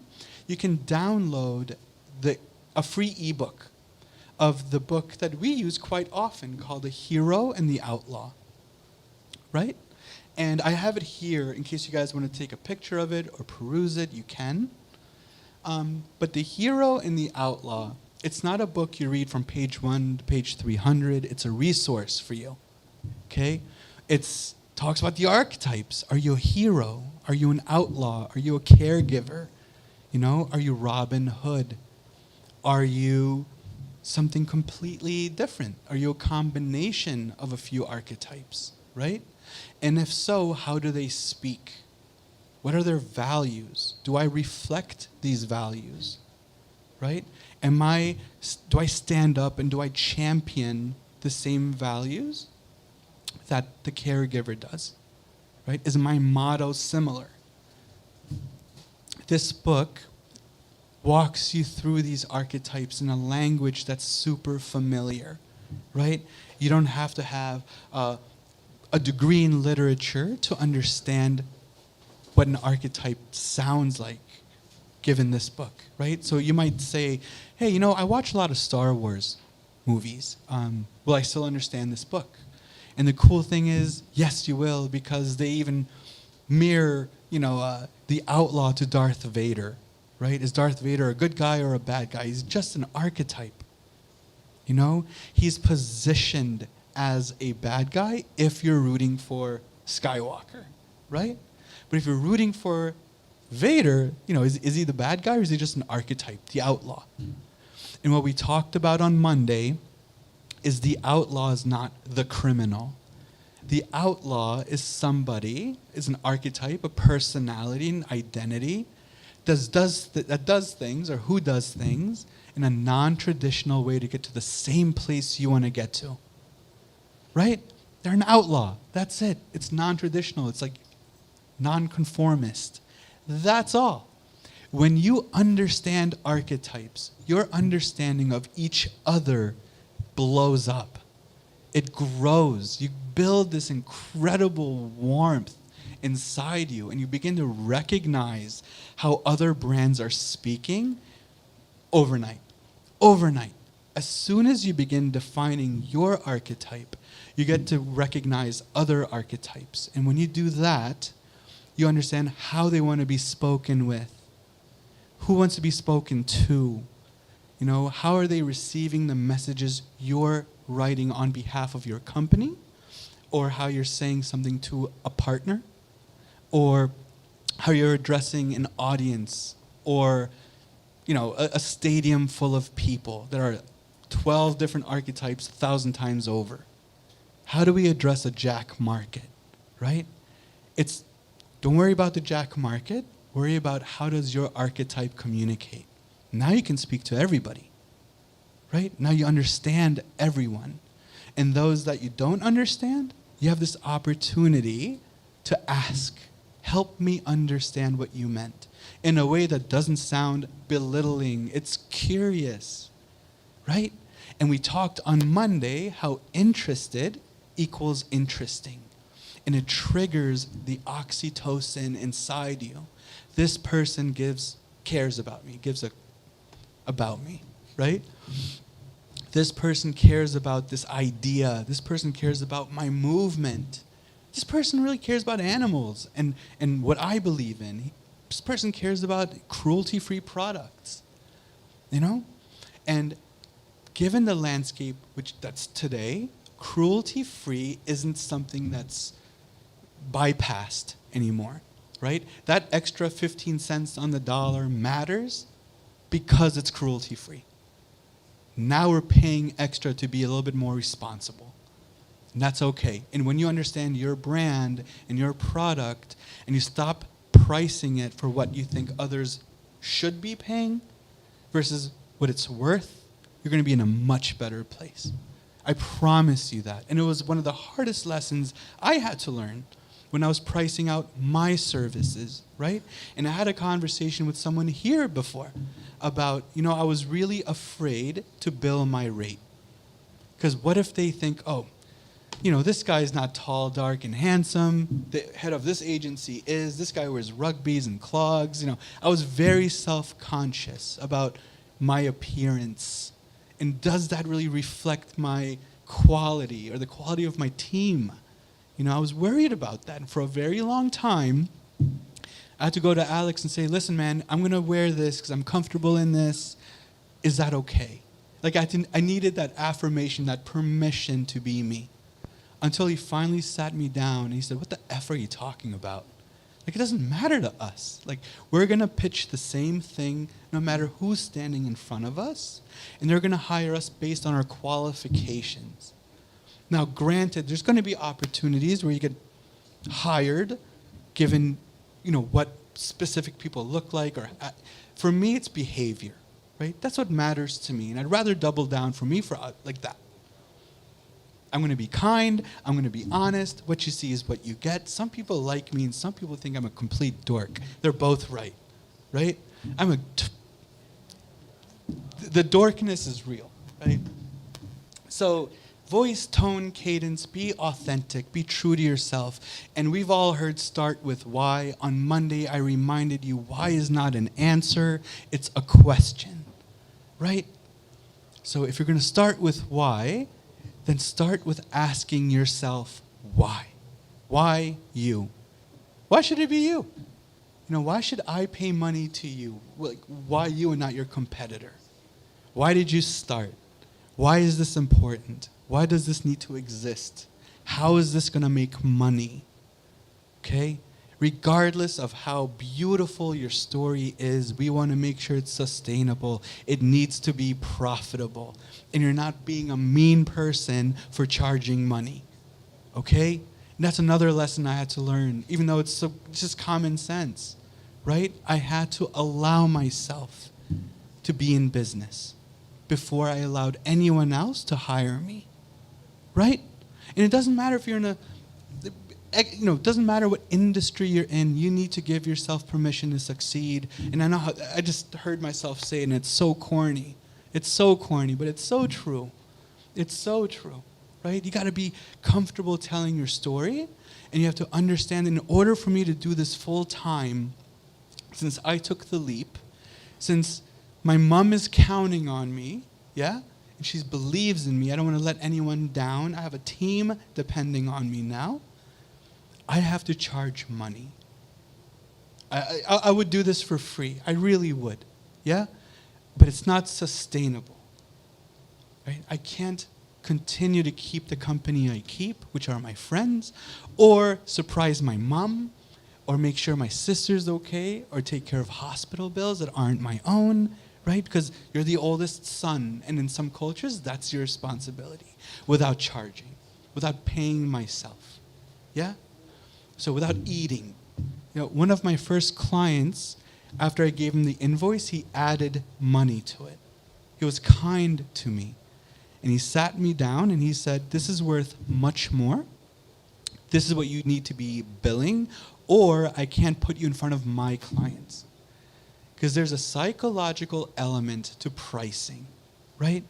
A polo shirt that has the exact same thread count as one from Marshall's, that's the Marshall's brand, is $110 versus $26. Why do we pay that $110? Right? It's not just because I want to wear Polo or Brooks Brothers, yeah? It's because I identify with quality. The more money I spend, it's got to be a quality issue. That's how our mind perceives specific things, right? The steak served at Ruth's Chris is purchased at the same butcher as the mom and pop restaurant down the street. Okay? But we're paying for experience. That's what we're paying for. That's the value. What experience am I about to share with me? You know, if I buy this polo, how is it going to make me feel? Let me ask you guys something just before we jump into the workshop. Do you know what Nike sells? Do you know what the point?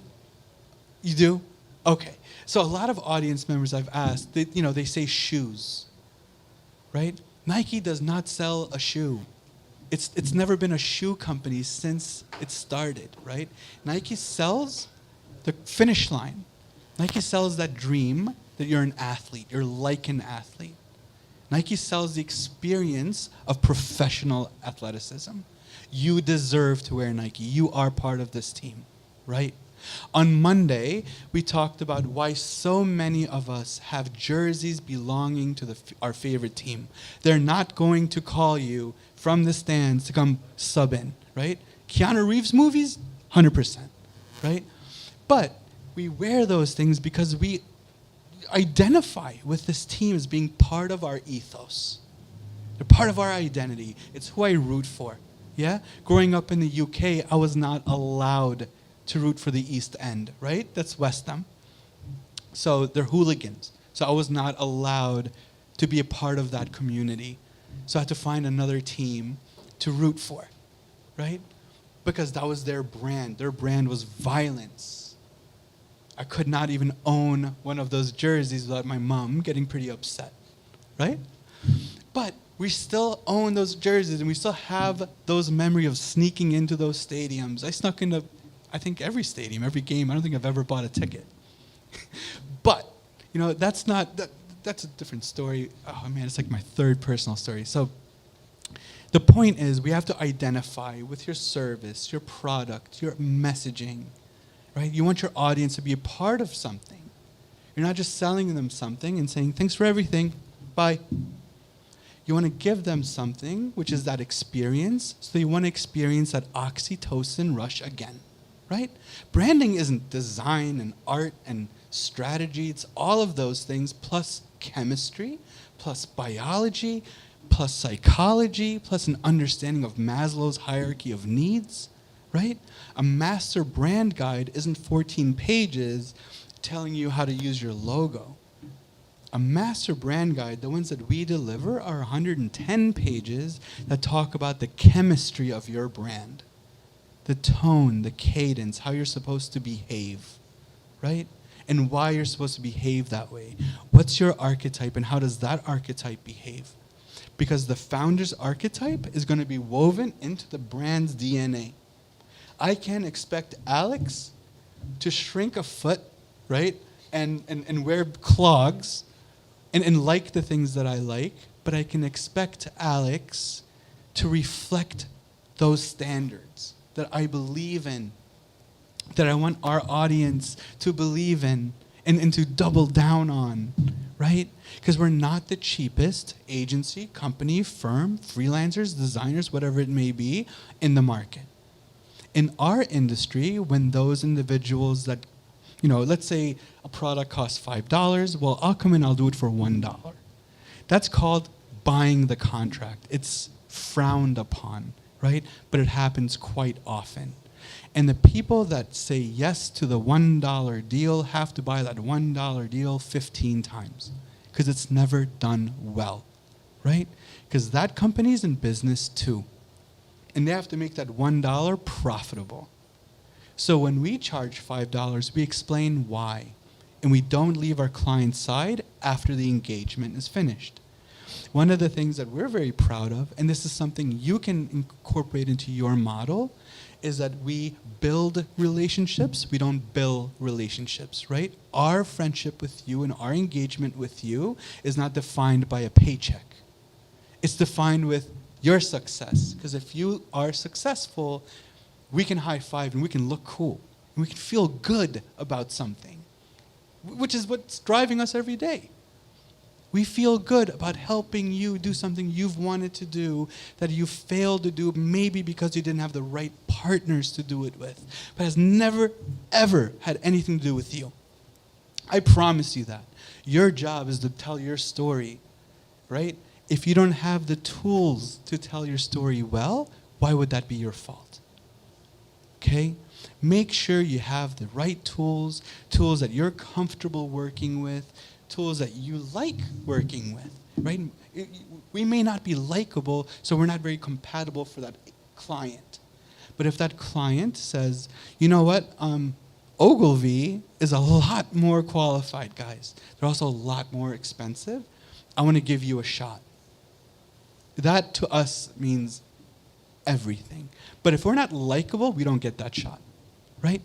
And the way we choose to be likable is by being honest, right? And sometimes that's accepted and received very well, and sometimes it's not, because we're human beings, right? And we can't expect everybody to take criticism. Thanks, man. Like, I'm really glad you told me I suck at this, or this was broken. But there are some clients that appreciate honest feedback. So the way that ties back into you is your brand honest? Is your archetype honest? Right? Is your messaging honest? Is it concise? Is it defined? Does it reflect what you do? Is it clear as far as like what you're selling, who you're selling to, and why you're doing it? Does it look the way you hope for it to look? Because these things all have solutions, right? And if something doesn't reflect your brand the way you want it reflected, whether it's in copy, in text, or in design, or in architecture, right? The way it's laid out and organized and shared, you can fix that.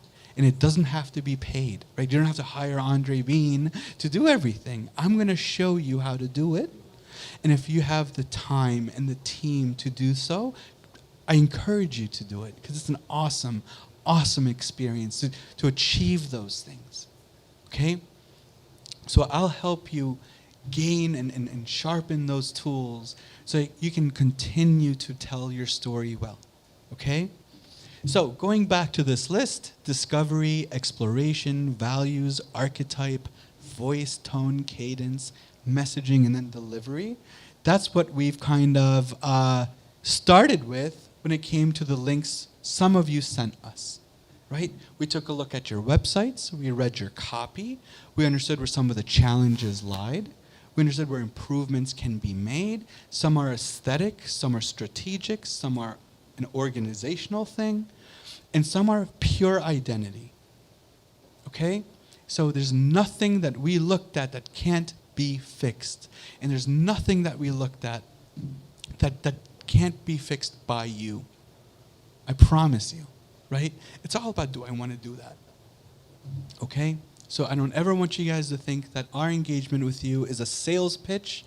I'm not in sales. I don't like sales. I'm very uncomfortable even talking about sales.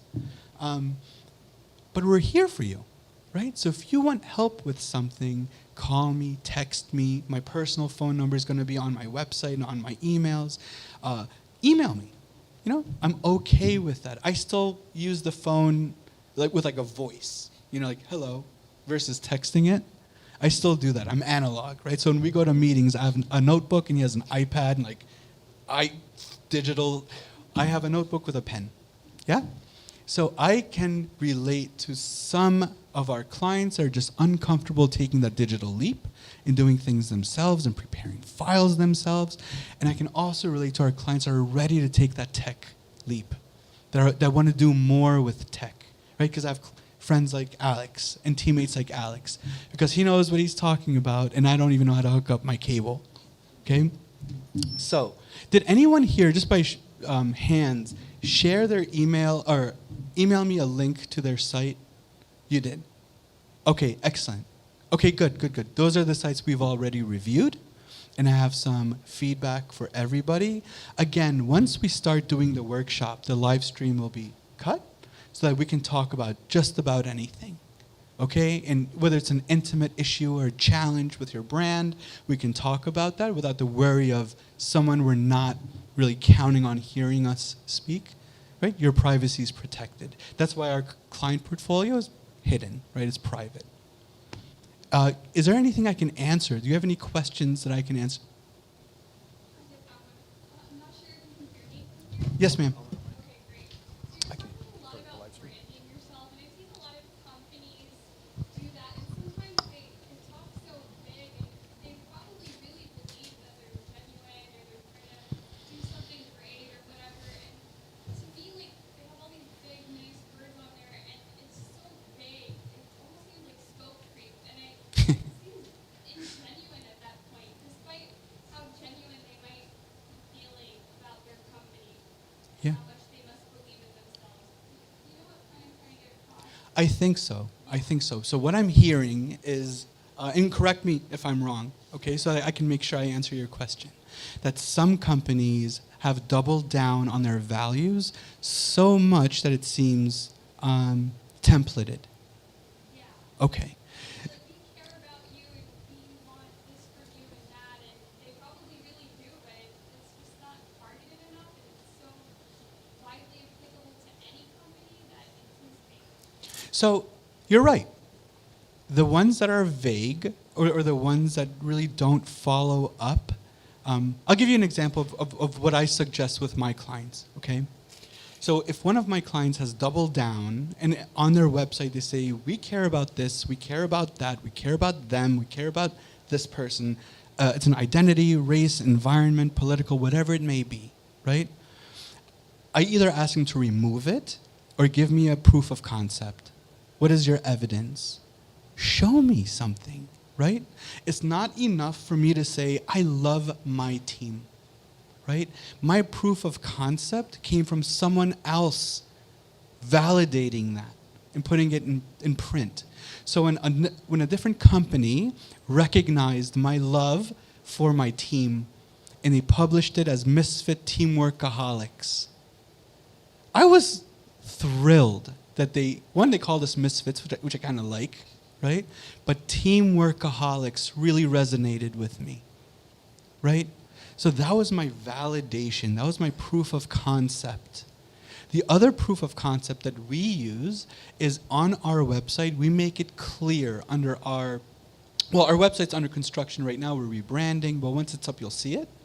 We don't accept any clients or projects that share a message of hate or division. We just won't take those jobs, right? To me, that's a no. You know, I like ramen, so I'm okay with that, right? I don't have to eat big. I live very small, yeah? So when a company that you're describing says, we do this and we do that, and they're vague about it, it doesn't add to their brand equity, right? Equity is how much you value me, my brand, right? How much do you value me? That's equity in branding, okay? What are your suggestions then to like be a more authentic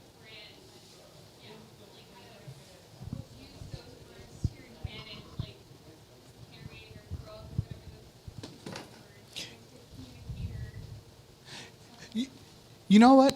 If you communicate as a human being versus a business, it comes across like a conversation versus a pitch.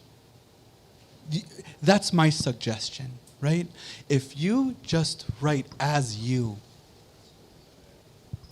oh, thank you so much. If you write as you versus as a marketing specialist, it sounds better. It's in my language, right?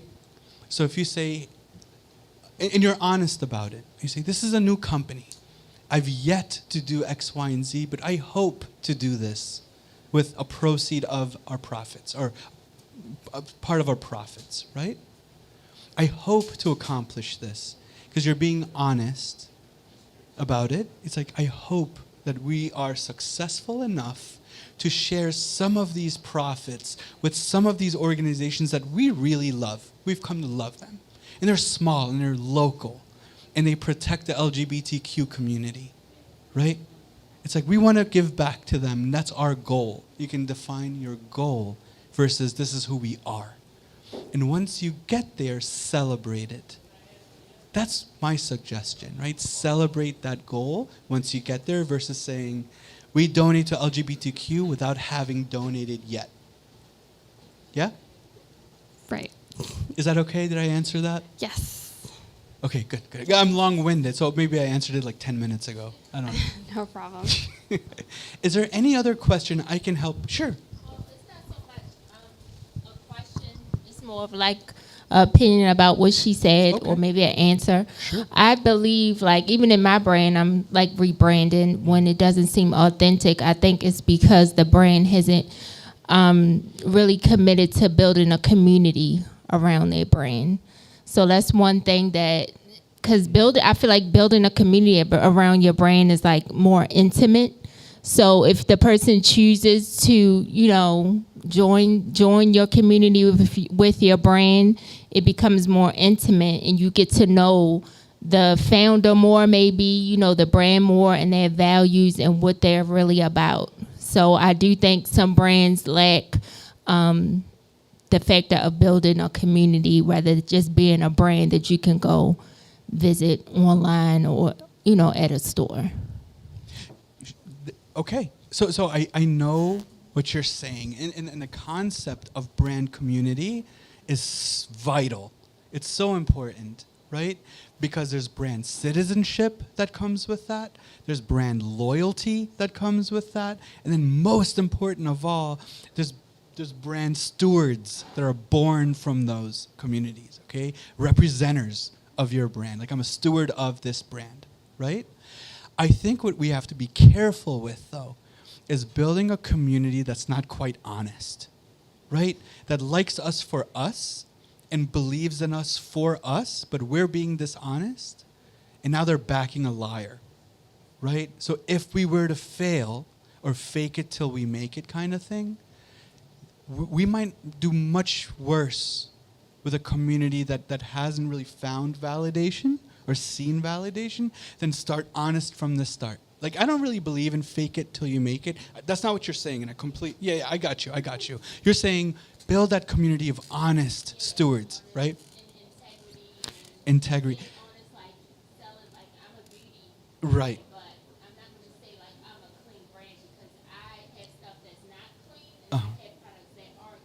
Yes. And I'm going to be honest about that to my community. And you can choose what you purchase and what you don't. But as long as I'm being honest with you up front, I feel as though my integrity and I'm meeting you with honesty. So you hit the nail on the head, right? You have that honest approach to value, right? There's going to be 5 companies, and you're the 6th company in every handful that's not, okay? And sometimes those dishonest companies spend millions of dollars coming up with communication strategies that capture the market you hope to capture. And I want you to know that's okay, right? Because if you want to say, I want to have 30% of the coffee business, that's what kind of brand I want to launch. I want 30%. If you have 1% of the coffee business, you're a billionaire. You're a billionaire, okay? So we have to make sure that you're comfortable being honest and growing from that, just like you described. That honest message builds you the community that validates on your behalf. So a year ago, we received validation through followers and likes, right? It's like, oh, this brand has 50,000 likes. They're nice, right? Or this post got 2 million likes. That's Kardashian, right? But that's not how we validate anymore, because our vendors, our market, and if you want to speak on this, we definitely can, our audiences have gotten smarter. We're no longer speaking to an uneducated, non-tech savvy market, right? They know what they're doing probably better than most of us do, right? The consumer knows their stuff, okay? I got it. So, honesty, in my opinion, fake it till you make it isn't really traditional. I think it's a fad. It's not sustainable, right? Honesty from the beginning will get you where you need to get to. It'll allow you to pivot. It'll allow you those honest inflection points. I used to be X and now I'm Y. And here's why. You get to change your mind when you're honest, right? Because now you don't sound like you lied in May and all of a sudden, you're vegan.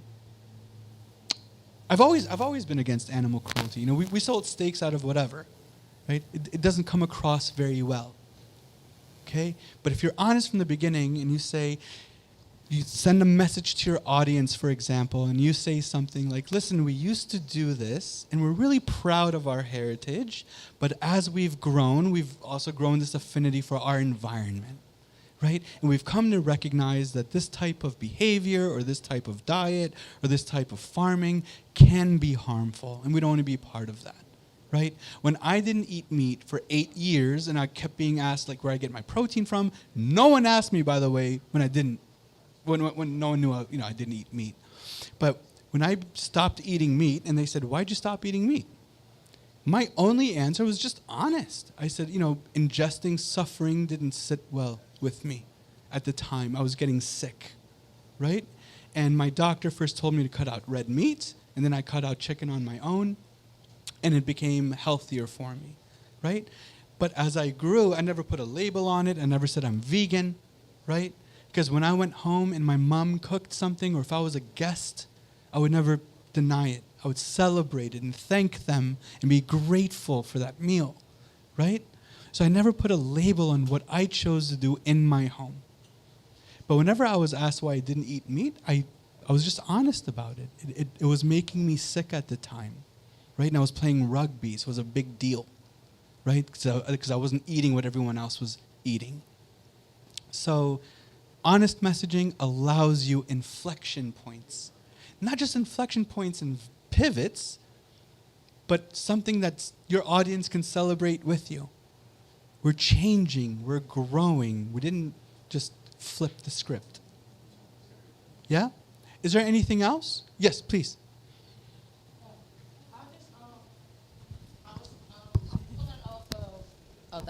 I was pulling off of what you said earlier about the Nike situation. Yeah.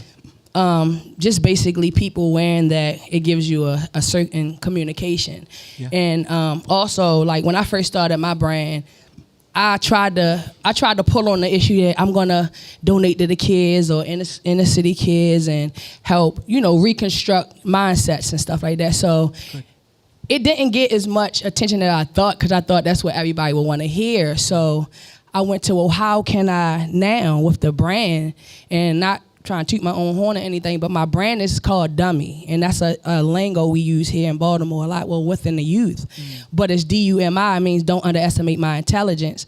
So what I was thinking was, why do I have to wait till I generate the income from my brand to help the youth when I can just pinpoint what I'm doing with the diction of the word, you know what I mean? So I can give them, when they wear that, so Nike says this guy has on that, so he may be this type of athlete. Oh, I know, I can see how it fits on his pants. He must be fast or good at what he does. But when you have my brand on as a child, you can go up to your grandmother and say dummy, and she like, boy, don't say that, because I had older people not want to wear it because of what it entails, you know. But when you say what it means, now you're breaking a language barrier between young and old, and now you can meet on the same level, and they can look at their child when they say it and actually smile because they know what it represents. So I'm just like, instead of putting money into it, I can put a love and a silent communication between young and old, and just, you know, when you walk around like, they know what they hold within their mental. So I was just like, was that the right, you know, I just felt like that was probably like the right thing to do without being monetary. What's your name? JD. JD? Yes. You hit the nail on the head. I'm so proud that you just said what you said. In the phase where your brand is right, like, it's just very, you've learned that lesson very quickly, and it's a very expensive lesson to learn. Yeah. Right. And I'll tell you something. I tell some of my students, what you donate, or that kindness that your brand shares from profits, that's more self-validation than community validation, okay? Right. The two biggest industries that donate are tobacco and pharmaceuticals, okay? Number 3 isn't even close to how much they donate. But they didn't receive that brand equity that we're seeking, right? It's just their way of having validation in legal circumstances, right? Right. But they're the two biggest donators on the planet is pharmaceutical and tobacco, right? But if you say, I did this, I created this brand to support this, to further the efforts I'm already doing without making a dollar. This contributes, supports, and benefits X, right? Now you're going to do it, and that's going to attract partners that want to be a part of that story. Hey, can you put my name down, right? Can you put Andre Bean down as one of your partners? Because I want to be part of that inner city story, right? Because I think it's beautiful. I think what you're doing and tying it back to the word dummy, to the youth, is really, please, JD. And the fact that I changed my mindset and my perception on it allowed me to get into schools, and I taught an entrepreneur class where the student had to put dummy on their uniforms. Hey, so it's just like, just you know, yeah. And then I just got a college student. I did a collaboration with them and made their brand, which was loyalty, which stems off a dummy. Okay. You know what I mean? So like, just changing my whole mindset, it really opened up some things. So I'm really proud of you. And I think it's such a great thing that you're doing, and I hope you continue it, right? And there's gonna be times where you're not going to want to, right? And there's gonna be times where there's pushback, like, why won't you let me help you? Right? I don't want any money, I just want to be a part of the story. Keep going. Yeah? And please email me and keep me updated, because I think it's really great. And I'm in Baltimore now, right? So reach out anytime. I'd love to help any way I can, okay? Yeah, but that mindset matters. Yeah? Is there any other? Yes, ma'am. Hello. How much? Okay. Yeah, my name's Adiola. I'm the founder of Fem Equity. So Fem Equity is a digital platform that advances underrepresented individuals to close any pay inequity gaps within their careers, as well as accelerate their careers and gain some financial education and financial literacy. And so we've been in a lot of like prestigious programs as a organization. Hopkins, JP Morgan, Techstars. I will not bore you with all of them. So my question is like, kind of with that brand equity, kind of detaching away from that and just like, hey, we are a staple on our own because our product works, our platform works. And yes, we've been in these things, but our platform has been in addition to them versus kind of the way we've been doing it where they're in addition to us, because a lot of our members, when they are originally coming on the platform, they're mad, right? They're upset because they feel like they've been slighted, whether it's career, whether it's finances, and we elevate them to getting into that equity space, right? And so some of the prestigious programs that we've done, they have done some parts with, bringing these equity gaps within kind of our individual stakeholders that would be on a platform. So my question is kind of like, how do we kind of start leveraging our own voice instead of, in a way, being under the voice of these prestigious programs that we've done? Okay, great question, right? You have your own identity. You don't want to be, a part of this institution or that institution. The first part is, one, you don't have to celebrate charity. That doesn't always have to be celebrated, right? Because you're doing something in literacy, financial. I've spoken with you before. I know. Okay, okay. I thought I recognized you. Okay, so financial literacy, especially for the under-resourced, right, is going to receive, it's like a magnet, right? And you're going to get a lot of attention from brands that want to share in your equity, but they receive most of the reward, okay? That's a PR thing, okay? The way you separate yourself is not by pushing those brands away. They are esteemed partners of your total efforts, right? But when you share your message, and you do want to call out those specific partners in a way that's honest, like you want to thank them without belittling you. Like, I could have made it here without them. Like, you already know it, right? But you don't want to say, I didn't really need these guys. The way we do it is you can say, we've come so far, and you're celebrating how much you've succeeded, and you want to thank those partners, right? This ego as part of the business owner, right? It's going to be there, right? It's always going to be there. And one of the things that we've recognized is allowing our client or our partners to take credit for one of our creative suggestions is okay. Like, it's okay. As long as they're happy, we don't have to take the credit for everything, okay? But as far as your identity goes, and like your validation, that's where you can say we want to thank those partners for coming on board, right? There's language behind it that says you are the invitee, not them.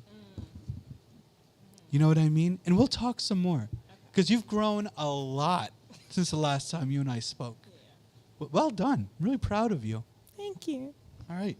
Do you have any other questions? Okay. So I think we got like a half hour to kind of walk through some of the sites we reviewed, but I'm going to stay. I'm going to stay here, so if you wanted to stay later, if we didn't get enough time, I'm not going anywhere. Okay? All right. Thank you very much.